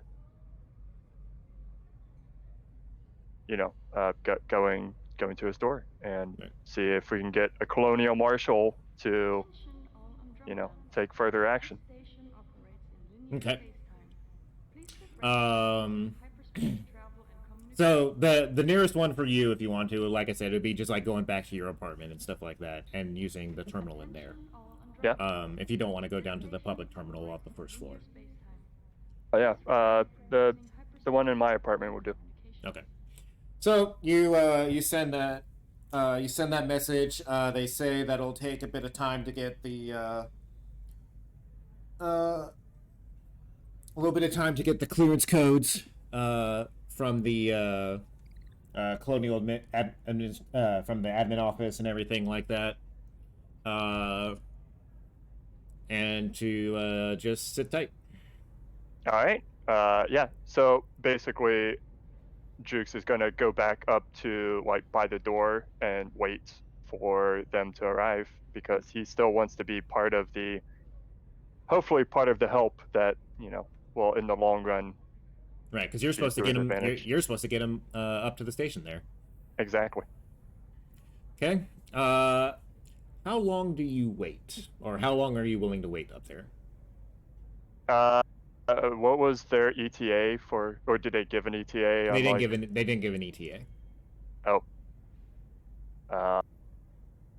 What, in my experience, would be a reasonable ETA to give them before it seems like they're Well, that's what slacking off, or that's what I'm asking you. How long is Jukes willing to wait there Well, for them to come up? yeah, right. So my guess is he would wait as long as, like,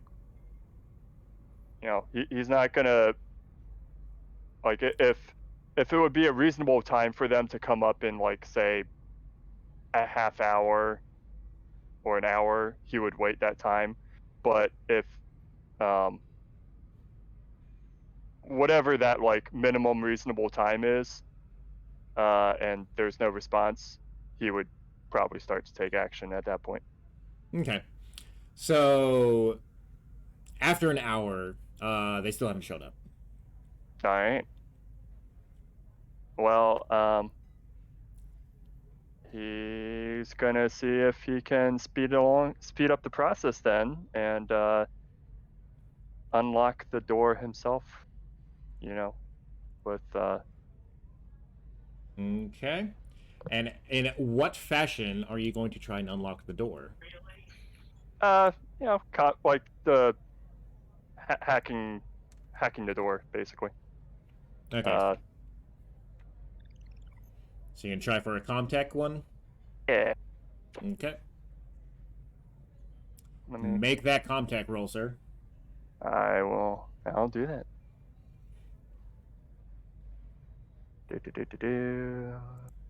Contact. Bam! Nice.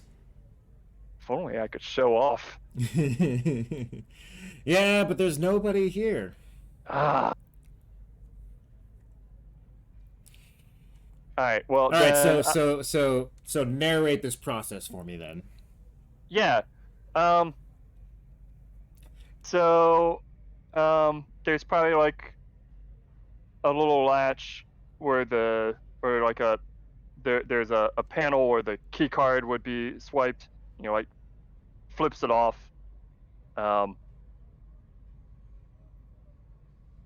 There's like a manual.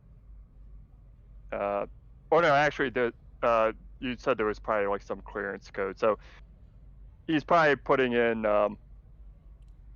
There's like a little mini monitor, trying out some codes, doing some bypass, and I have to remind myself of something. Yeah, he expected this to be way trickier than it ended up being. Mm-hmm. It's like someone never bothered to like reset the password or something, and yeah, it chimes, and All right. So the door opens. all right. So Jukes enters slowly. He's like, Mr. Douglas, sorry to bother you, but I'm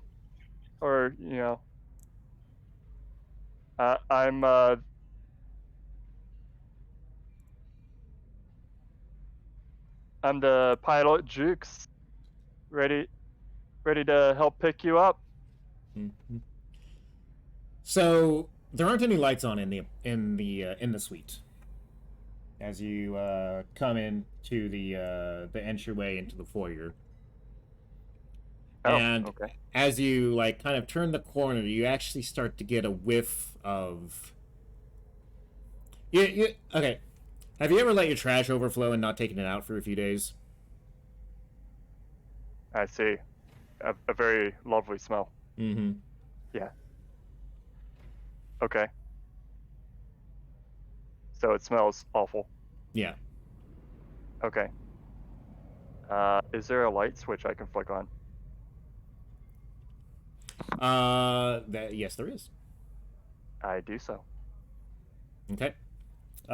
You light up the immediate area in the foyer, in the living room.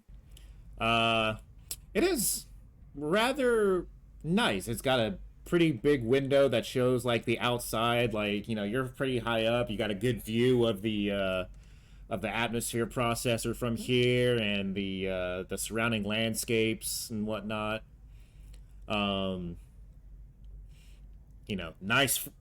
Nice furniture, big couches, and coffee tables, entertainment center, wall monitors and everything like that. Things I could never afford in any reasonable amount of time. Yeah, exactly. And this shit's just provided to them. Bastards. All right. All right, but yeah, you don't see him in the immediate living room foyer area. I'm just like, oh, that smell. Don't these guys bother to take out their own trash? Not when you have that kind of money. Pay somebody else to do it for you. Yeah. Good point. Let me look at So I'm basically looking at I've entered You are. Let me see if I can pull like you in the over. living room. Oh, like the foyer that looks into the living room area. Yeah. Okay. Is the smell like coming from the kitchen? Or You do get if you go toward the kitchen, you do get a stronger sense of the smell. Yes. okay. So I'd look in the kitchen just to see if I see any like trash piled up or something like that. Yeah. There's trash. There's dishes. There's like half-eaten food. You didn't know that there were flies on the colony, but there are now. Gnats or flies? Well, the carrion bugs that will congregate on spoiled food. There's even a couple rats. See.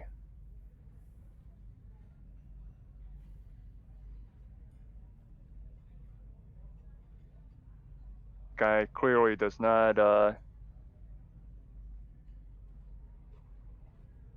care for a sanitary environment. Mm-hmm. A little bit odd. Yeah. Yeah. So what do you do next? Are you gonna look around? Are you gonna look around the kitchen more? Or are you gonna just look around the? I'm gonna go towards the bedroom because I'm getting the sense. I'm thinking maybe he's like just a slob and like completely lazy and like overslept. So I'm gonna go towards the bedroom, like knock on the door. Okay. Hello. Don't hear anything.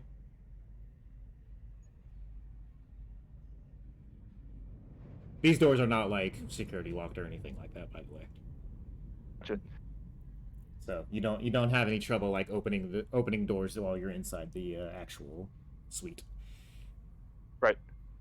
Okay. Well then I will open the door and see if I can spot my oversleeper. You open the door and you are hit with yet another smell of kind of staleness, stale sweat and piss and possible other bodily excrements. Jesus Christ. I assume the lights are off in this room too. The lights are off, yes. Yeah. If If I can flick on the lights, I'll do that. So yeah, you flick on the lights, and there is a form in the bed.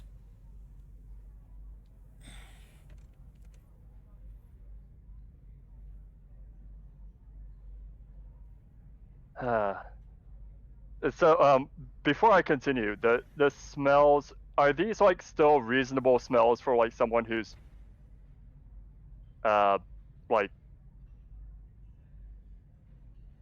partying hard kind of thing, or has this turned into like a crime scene smell?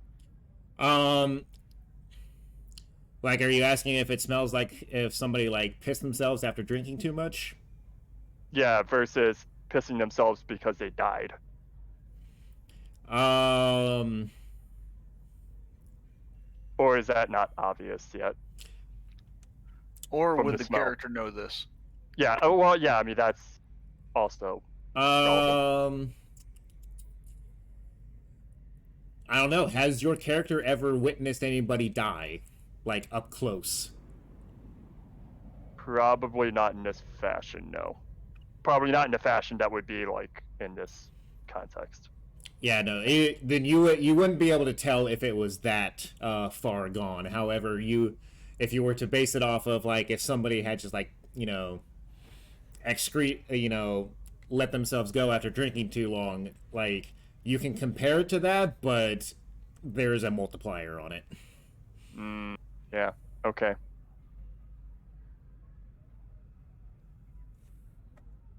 All right. Well, he's still thinking this guy is just like drunk off his ass and needs to be dragged to his flight. So he's gonna go to the bed and he's gonna be like, time to wake up now. He's gonna like flip over the sheets. Yeah, as you flip off the sheets, you see this person's body is just like emaciated. Is like it looks like they haven't eaten anything in a week, and eaten or drinking anything in a week. The bed is just this like has this gigantic like soaked in spot around him of like bodily fluids and excrement and everything like that, and he's just like it is absolutely disgusting. Go ahead and increase your stress by 1. I presumed that was gonna happen. I'm assuming this person is also is dead, or is No, not. they are still breathing. Oh shit. Okay.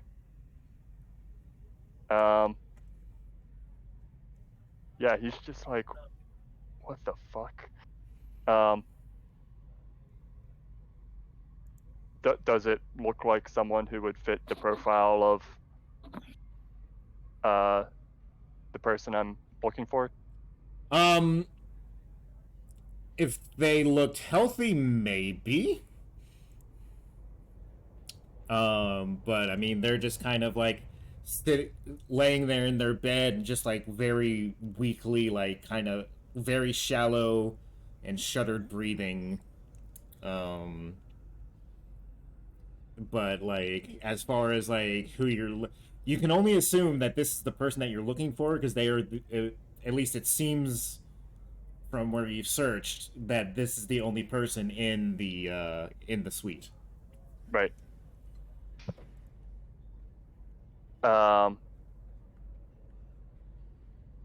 Yeah, so he's going to but does it look like he can like communicate with this person, or are they just like struggling to stay alive? I mean, does it look like you can communicate with them, or is that what you're asking? Yeah. So basically, I'm asking if it would make sense for him to try to talk to this person, or if he would immediately, like, if he looks like he's on death's door, he's going to call for like emergency medical. I mean, that's up to you. Is Brooklyn the kind of person that when he sees this, or is he going to try and communicate with him? I mean, what your character does at this point is completely up to you. Right. Yeah. No. I'm trying to gauge his. Yeah. So he's gonna call. He's gonna make that call. For emergency medical. Like he's gonna find the nearest terminal. Okay. Before you do that, give me a observation check. For everything.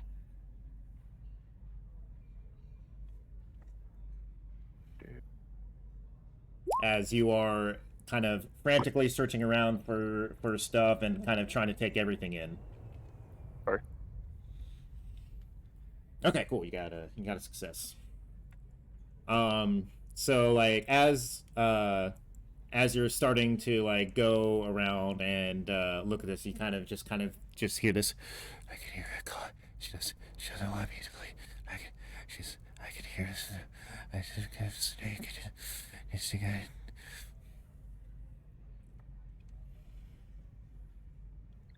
Okay then.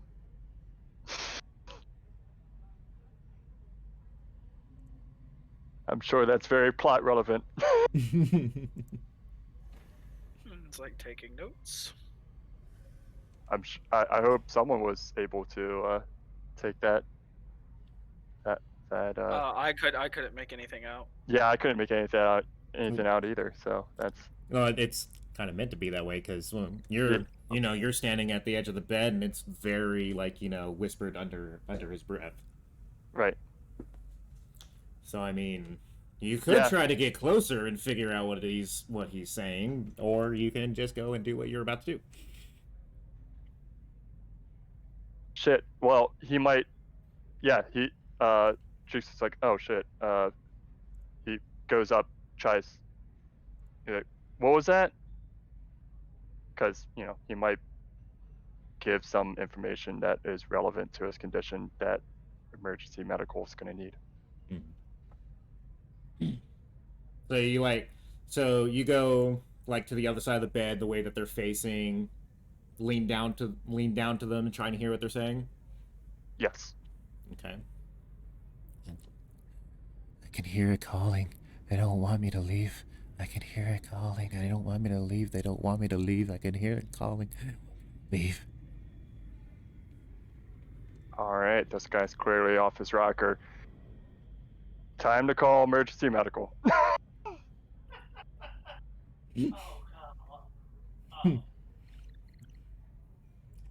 See, Ted had too good of a timing on that response right there.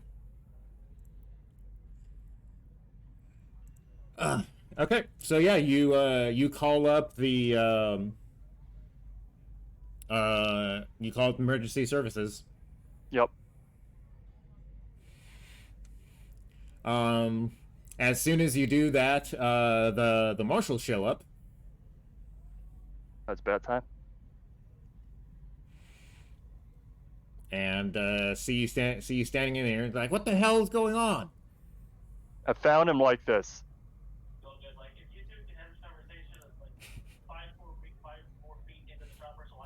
Hey, Andrew, you want to meet yourself? Because Ted talks really loud. Attention all Andromedans. Cool, thanks. This station operates in linear space. Like, found him like what? Refrain from using hyperspace travel and communication. They like walk in past you and like see it's like, oh my god, what the fuck is this? Attention all Andromedans. This station operates I know. in linear space-time. This guy is just overdue for his flight. Space travel and communications. I'd say he's a little overdue for more than that. What the hell is going on here? How'd you even get in here? Ended up being unlocked. Uh-huh.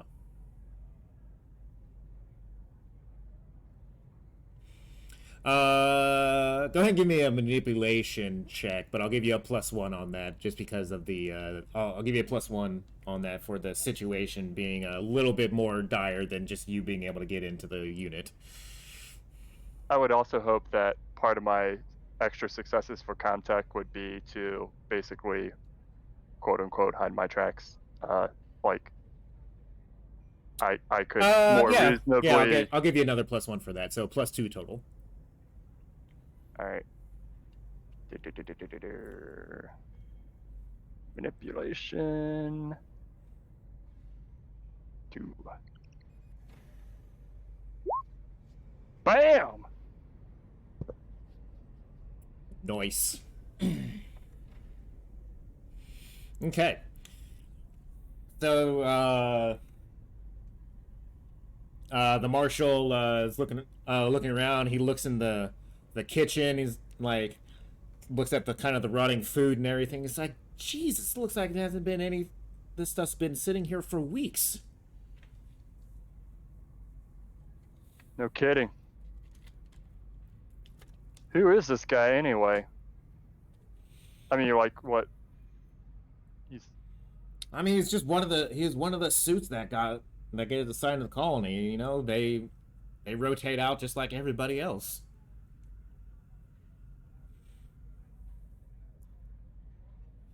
Wasn't like necessarily anybody in particular other than that.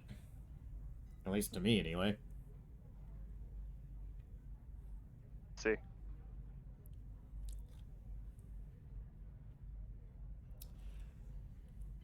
So, just like kind of as a, you know, little note and stuff here. This guy's name is. I'll pull up the thing again. Oh, is he not Harold Douglas? No, he is not the same marshal. This is a different marshal. Oh, different marshal, right? Yeah. Talk about marshal. Yeah. This guy's name is, you see the name on his tag says Goodwin. Goodwin. Alright. Is there anything else I can do while I'm here, Officer Goodwin? I'm gonna need to take a statement from you all. Have you called anybody yet? I called emergency medical. Alright, well, I'm gonna need to take your statement real quick before they get here. Understood. And yeah, statement is basically that everything that actually happened, but he fudges a little bit about how the door ended up being unlocked. Mm-hmm. But everything else, just as it was. Alright.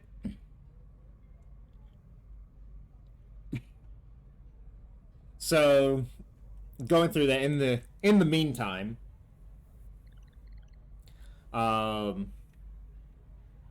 back to in the time of, like, you know, you're waiting for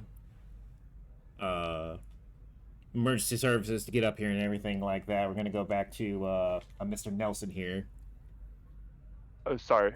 Before.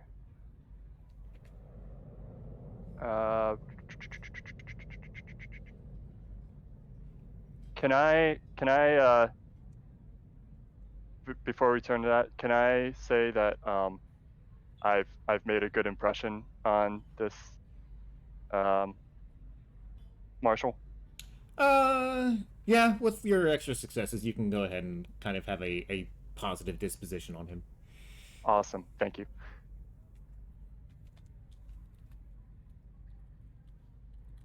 That's all. Okay. All right, Mr. Nelson. Yo. So you've been at fixing up this thing for a couple hours and whatnot, and you're still down there in the mines fixing this thing up. Mm-hmm.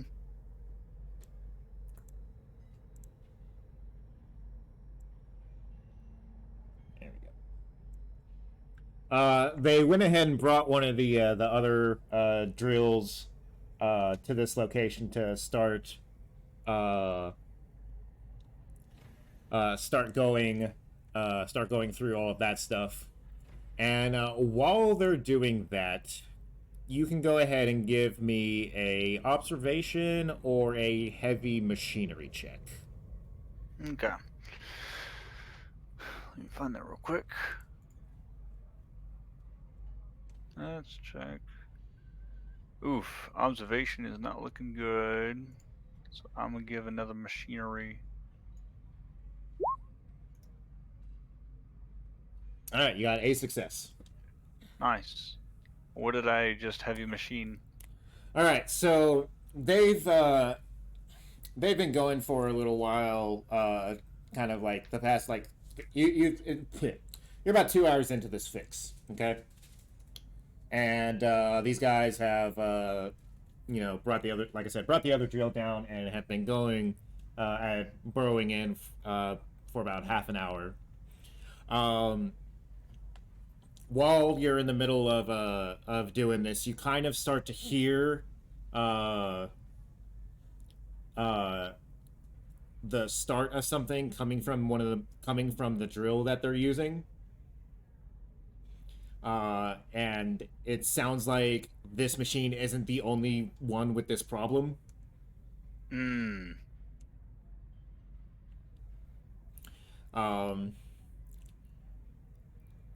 However, the sound starts to escalate rather quickly. But this is a new machine that they just brought down. This is another machine that they brought down. Okay. I'm going to assume that they've been kind of cycling these then. I don't know how many they have, but... I mean, they work at multiple points in the mine at the same time, Right. so... But, so... What do you do in reaction to hearing this? You are definitely hearing that the hydraulics are seizing up, and rather quickly. I'm gonna try and see if I can't get the person operating the other machine to stop, and not run up there and jump on it or anything, but wave my hands to cut it out. Right. So like you being like where you are and whatnot, this thing is kind of like boring in over in this area right here. Let me actually close this. Can you do that again? Yeah, or actually it'll be down like in this little corner right here. Okay. So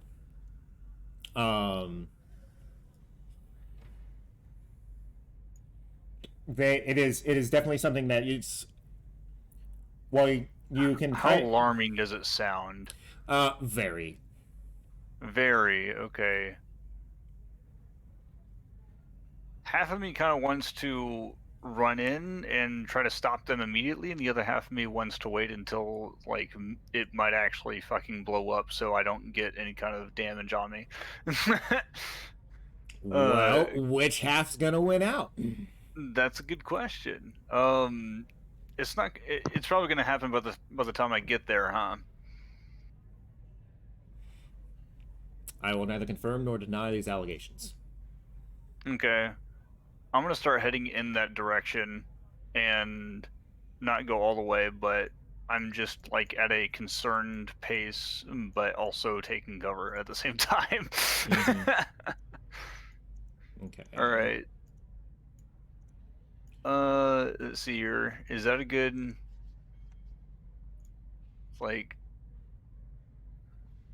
again, I don't want to fucking run up and shit, Yeah. I don't know.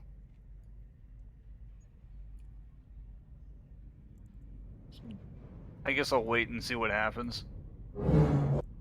Okay.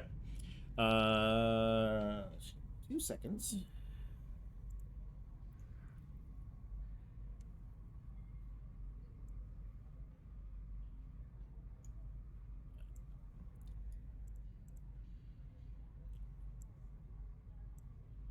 Does an anthropomorphic rhinoceros come out of one of the drills? Oops. My roll 20 closed. Hold on. Uh-oh. Uh-oh.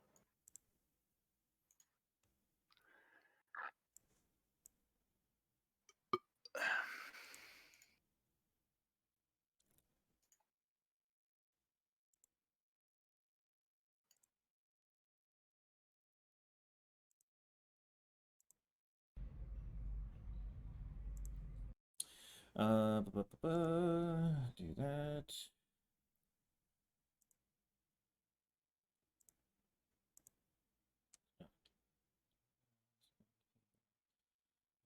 Not do that. Okay.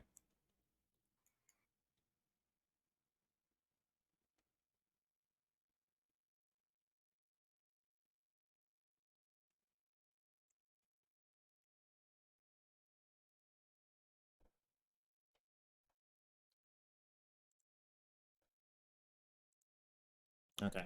So as you are kind of heading in there, trying to get into the area, are you like yelling for them to stop or anything like that, or are you just kind of all like just cautiously going through?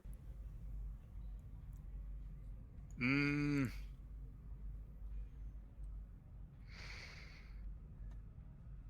Ah, fuck it. I'm gonna try to stop them. Okay. So as you do that,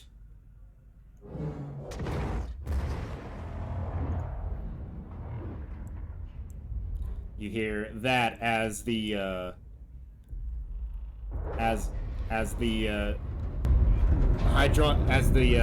drill basically kind of like starts to rend and tear as the hydraulic system kind of pulls it apart.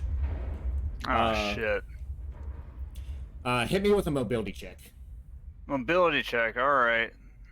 Yeah, that was gonna fucking happen. All right. You'll have a +1 on this. Okay. Wait, a modifier? Do I Yeah, add yeah. +1 to that? Yeah. Okay. Oh, sorry. Before that, add 1 stress. Add 1 stress. Add 1 stress. 1 stress. Got it. Yeah. Okay. Go ahead and roll again. Mobility. 1. Submit. Oh, Oof. Okay. So, what ligament am I losing? So as you round the corner when that happens, a piece of shrapnel catches you. Hmm. Let's see. Well, I wasn't expecting this to happen this quickly, but let's go to our injury table, shall we? Oh boy. Okay. I'm sorry I stole your successes. All dead. Mm-hmm. Let's see. So we're gonna do 2d6s. That is a 15.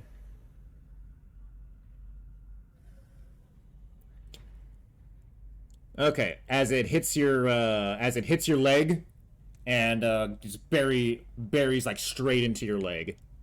Fuck. Alright.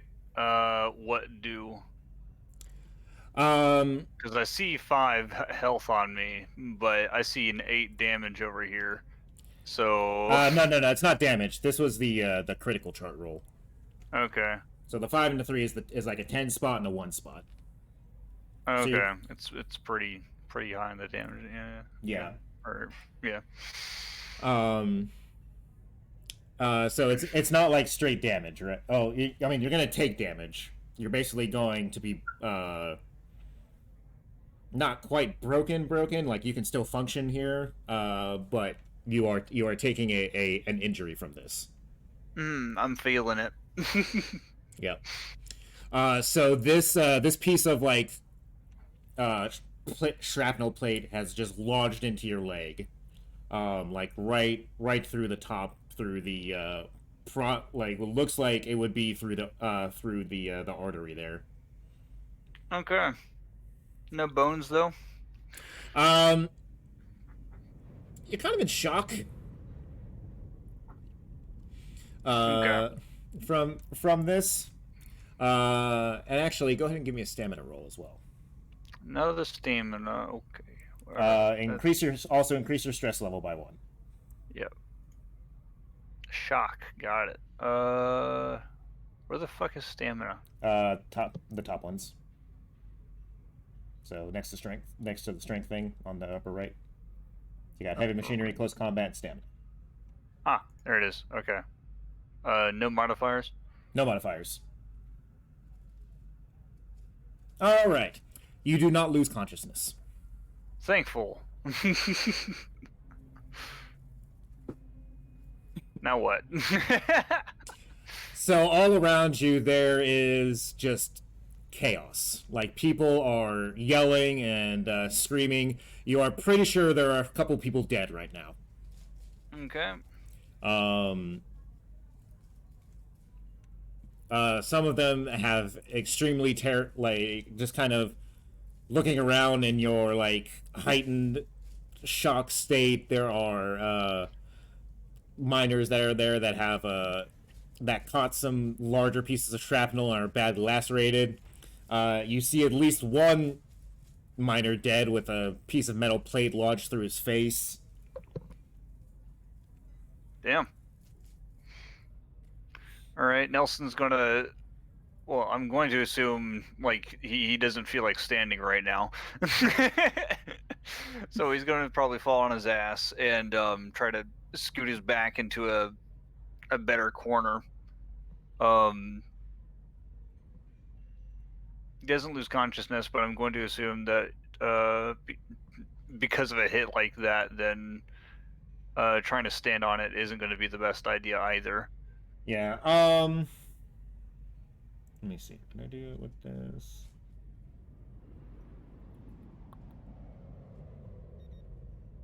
I want to say there's a way to just do a regular roll.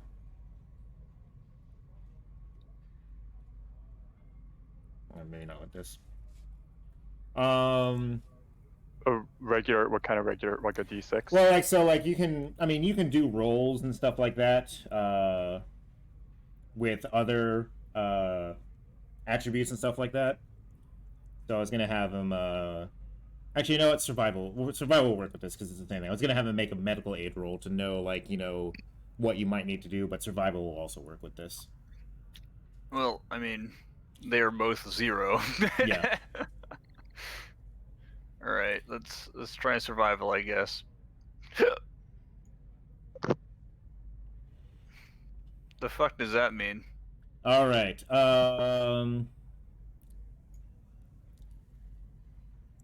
So, the little facehugger icon right there is meant for a panic roll. Okay. It does not mean you fail the roll. It does not mean you fail the roll automatically, but depending on what you roll on the panic chart, it could. Oh wait, did I even get to use my damn what was it, dodge there, or no? That was the mobility check. Okay, cool.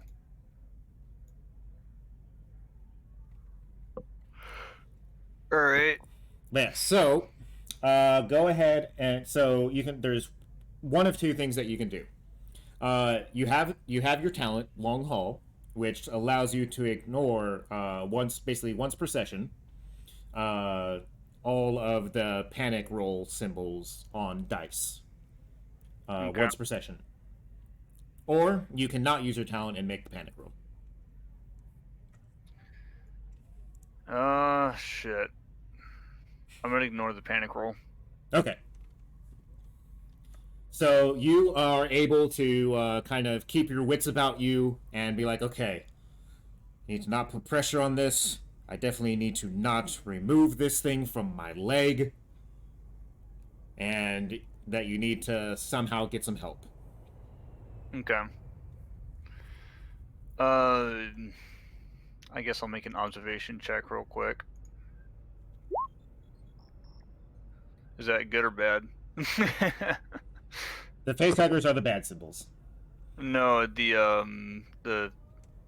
So the way that this system works, it's an all or nothing. You either succeed or you don't. Okay, when you get the little target thing on there, that counts as a success. Okay, so it doesn't matter what is yellow or not, as long as it's a target, it's Right. good. Right. Okay.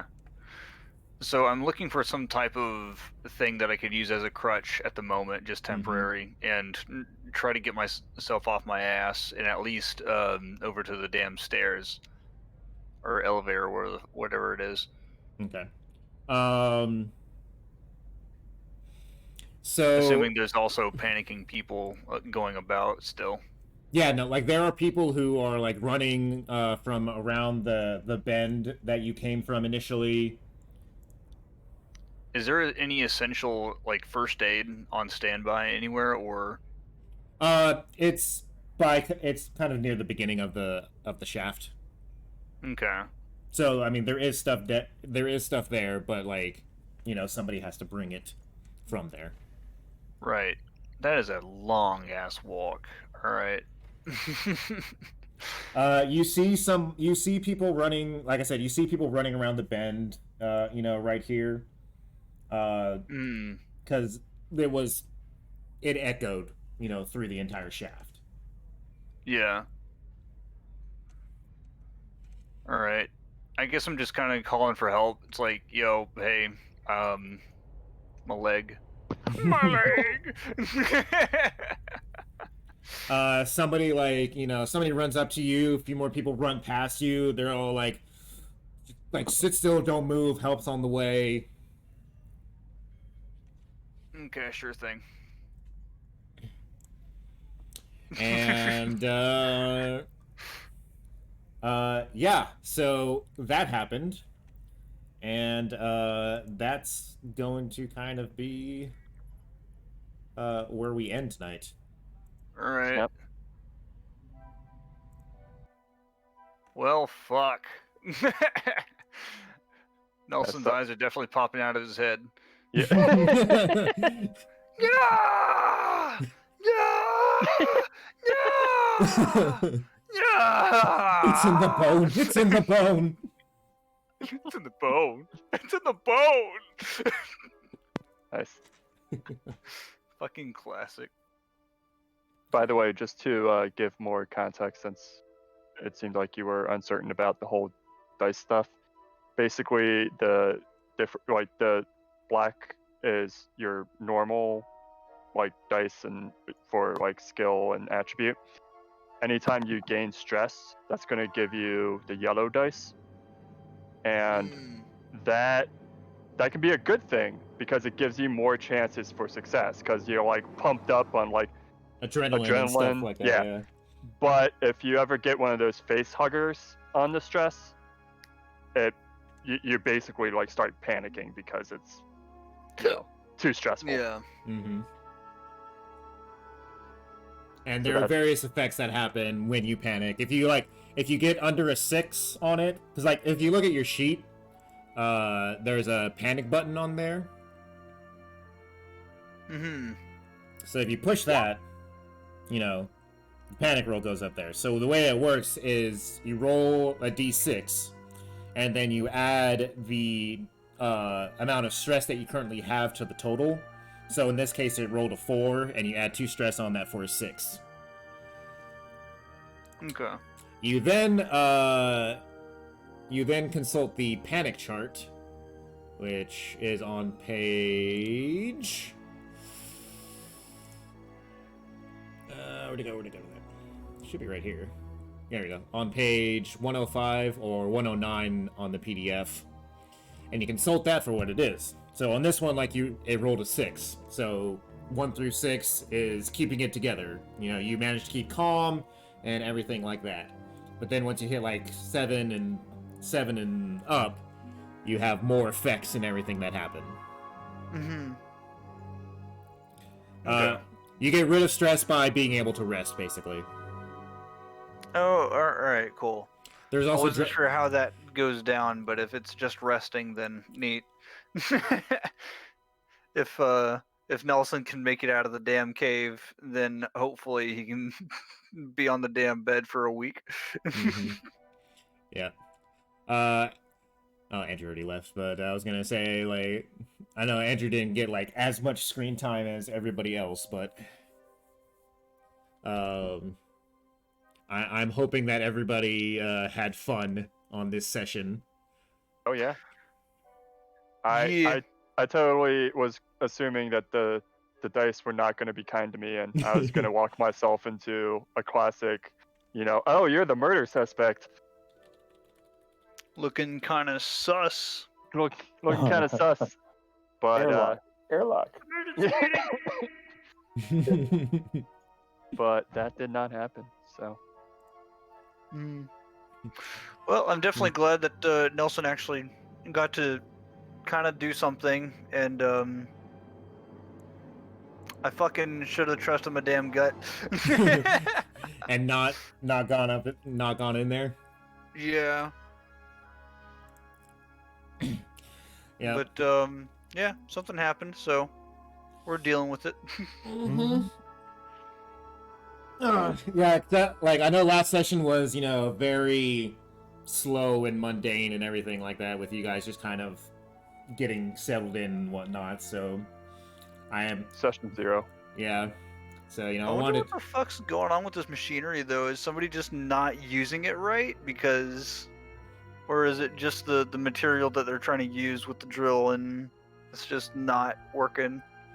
Well, I mean, like it's one of the things, right? It's like if you don't do regular maintenance on a vehicle and stuff like that, it starts to break down, right? Mm-hmm. And like even with your car, like every I think 10,000 miles, you need to do like a transmission flush and all that other kind of stuff. But like if you don't do these things, stuff is gonna start breaking down and whatnot, right? Mm-hmm.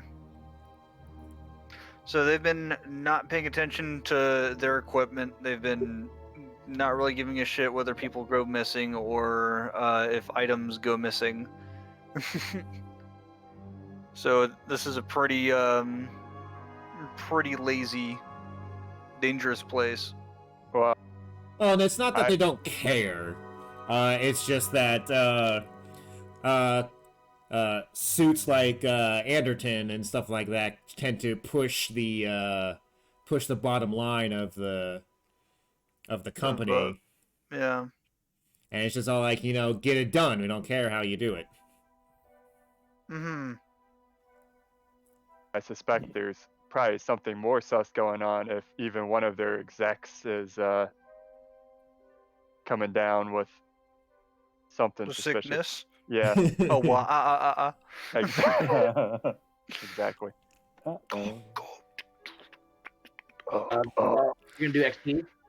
Oh yes, we need to go over XP stuff. And everybody at the end of the session gains a story point. It's cool. Yeah, so the way that I'm doing this is a little bit of a hybrid way. So you're only ever gonna have one story point. Okay, if you have a story point at the end, you can earn more story points, but you can only ever have one at a time. So at the end of each session, starting with this one, if you do not have a story point, you gain a story point. If you do have a story point at the end of the session, you do not gain any more story points. Okay. Mm. Oh. Guaranteed at least one, so you may as well spend it. Yes. I mean, if you don't come into a situation where, you don't think you need to spend it or anything like that, you don't need to spend it. But that is what is going to be at the end of every session on top of gaining XP. Mm-hmm. Interesting. Alright, so as far as XP goes, I keep forgetting what page that's on. It's on page 35 or 39 in the PDF. 394. Okay. So everybody gets 1 XP for obviously participating in the session. Ding.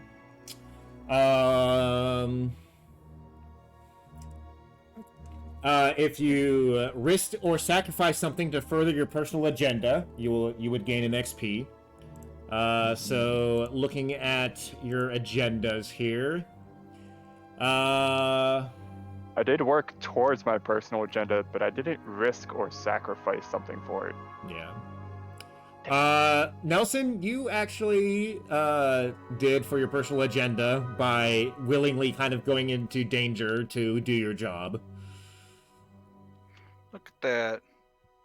Taking one for the team and getting fucked over for it. Yeah, let's see. Jukes, yeah, you didn't really get a chance to show off for anybody, so not there. Andrew's not in here, but I'll talk to him about it later. He wouldn't have gotten that one either.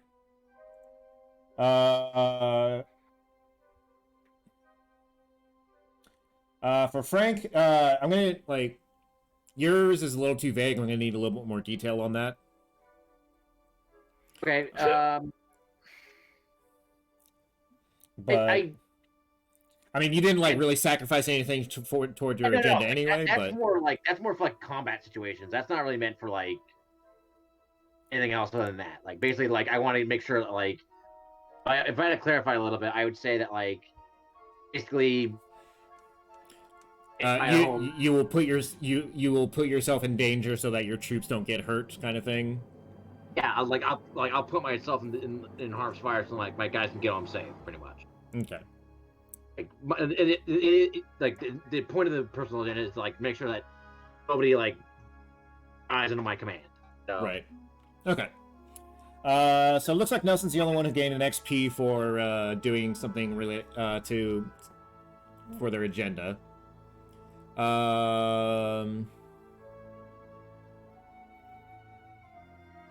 think Buddy and Rival is going to be a no-go this time because we were all on our separate stuff. Yeah. Yeah, nobody really did anything on that. Nelson made a panic roll. Except he didn't. Oh, wait, he did it. That's right, because he... No, yeah, I ignored it. Never mind. Mm-hmm. Nobody overcame a dangerous event. Yet. Making a significant discovery or revelation. Jukes, you definitely got that one. Man. I would say Nelson, you did that as well. Because basically in your situation here, you have found out that, hey, all of these machines are fucked up and are ticking time bombs at this point, basically. Hmm. Uh, Did you do anything for that or no? Oh, you'll just kind of like gain another XP for that. Okay, so instead of 3, I got 4.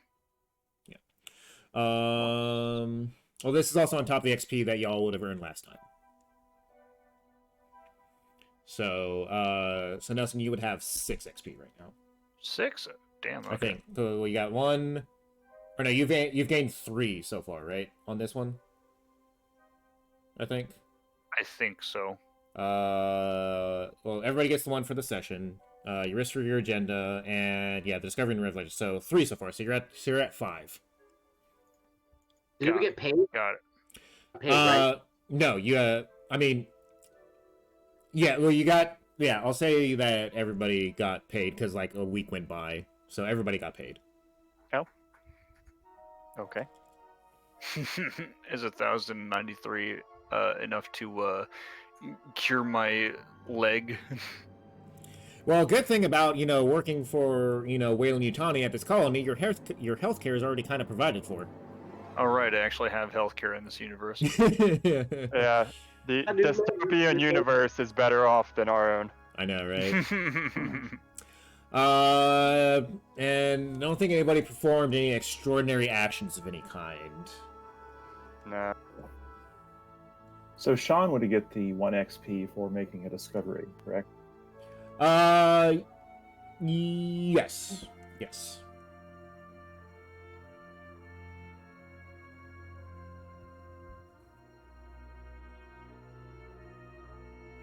Well, no, not quite yet, because you haven't actually discovered what's going on with them. What's going on with it. You're on your way to it, but you haven't quite figured it out. So once you do, then yeah, you definitely get the XP for that. Got it.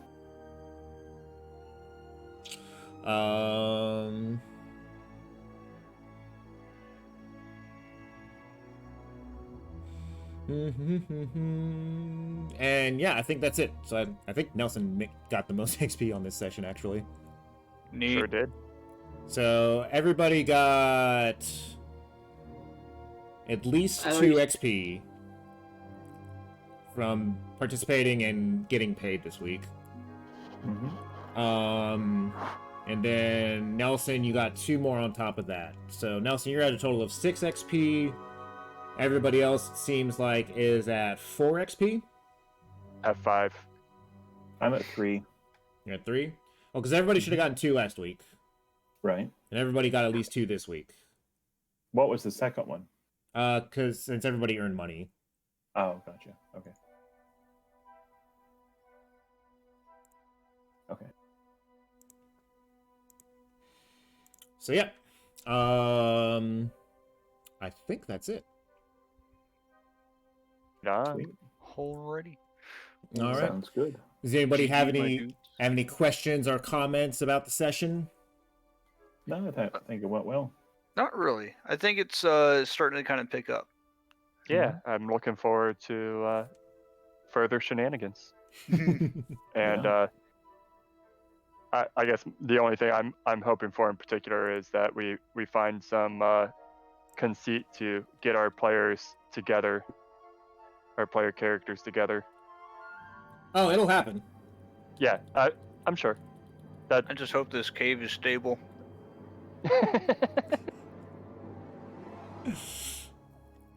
All I right. sealed my fate, didn't I? I mean, like, well, no, that'll be after. You'll do that after. So at the beginning of next session, or well, not necessarily at the beginning of next session, but when you actually get medical attention, you will. Oh, right. Yeah, I'll already be out of here. Right. Yeah. Well, next session we'll basically kind of like pick up, right around the end of this one. There's not going to be another like time skip or anything like that. The first time skip was just for like getting you guys settled and kind of getting you guys in the groove of your life here. Skipping like all the the mundane shenanigans. Yeah. I mean, I could have done a completely whole another session of just, you guys trying to figure out what the fuck you're doing here. But I decided to adjudicate that to you guys telling me what you did for the past week. But yeah, next session we'll basically pick up right around this point. cool. Awesome. So, but Nelson, if/when you get out of here and get medical attention, you'll make a roll of like, I think it says like for basically how long it takes your leg to heal, and that's how long basically you'll have this injury on you. Neat. So yeah. What? I don't have the PDF up anymore. What was the specific effect of the leg injury? You might have understand. It was. I'm assuming it's like a minus to mobility or something like that. Yes. So it was the number on it was 53. I had the chart up here just a second ago. This one? No. That's Combat and Panic. It should be on here. It's on page 100 of the book. There's 109 on the PDF. That's that's Panic. Here we go. Yeah, it was number 53, leg artery cut. Which, if it had just gone straight past his leg, would have been something lethal. But I made it stuck in his leg instead, so he's not bleeding out. Oh my god. Yeah. Yeah, Yeah, so you can't. You're gonna turn into a cyborg. All right. He's more machine now than man. Twisted Yeah, and and evil. Okay. But yeah, if nobody else has any questions or comments, I will go ahead and just say that I will see y'all next week, or not next week, but in 2 weeks. On the See you then. 13th? Let me look at the calendar here. So next Saturday is the 13th. 6th. So yes, the 13th will be the next game. Awesome. Alrighty. Cool. I fully expect and desire Timmy to become a pivotal character in our campaign.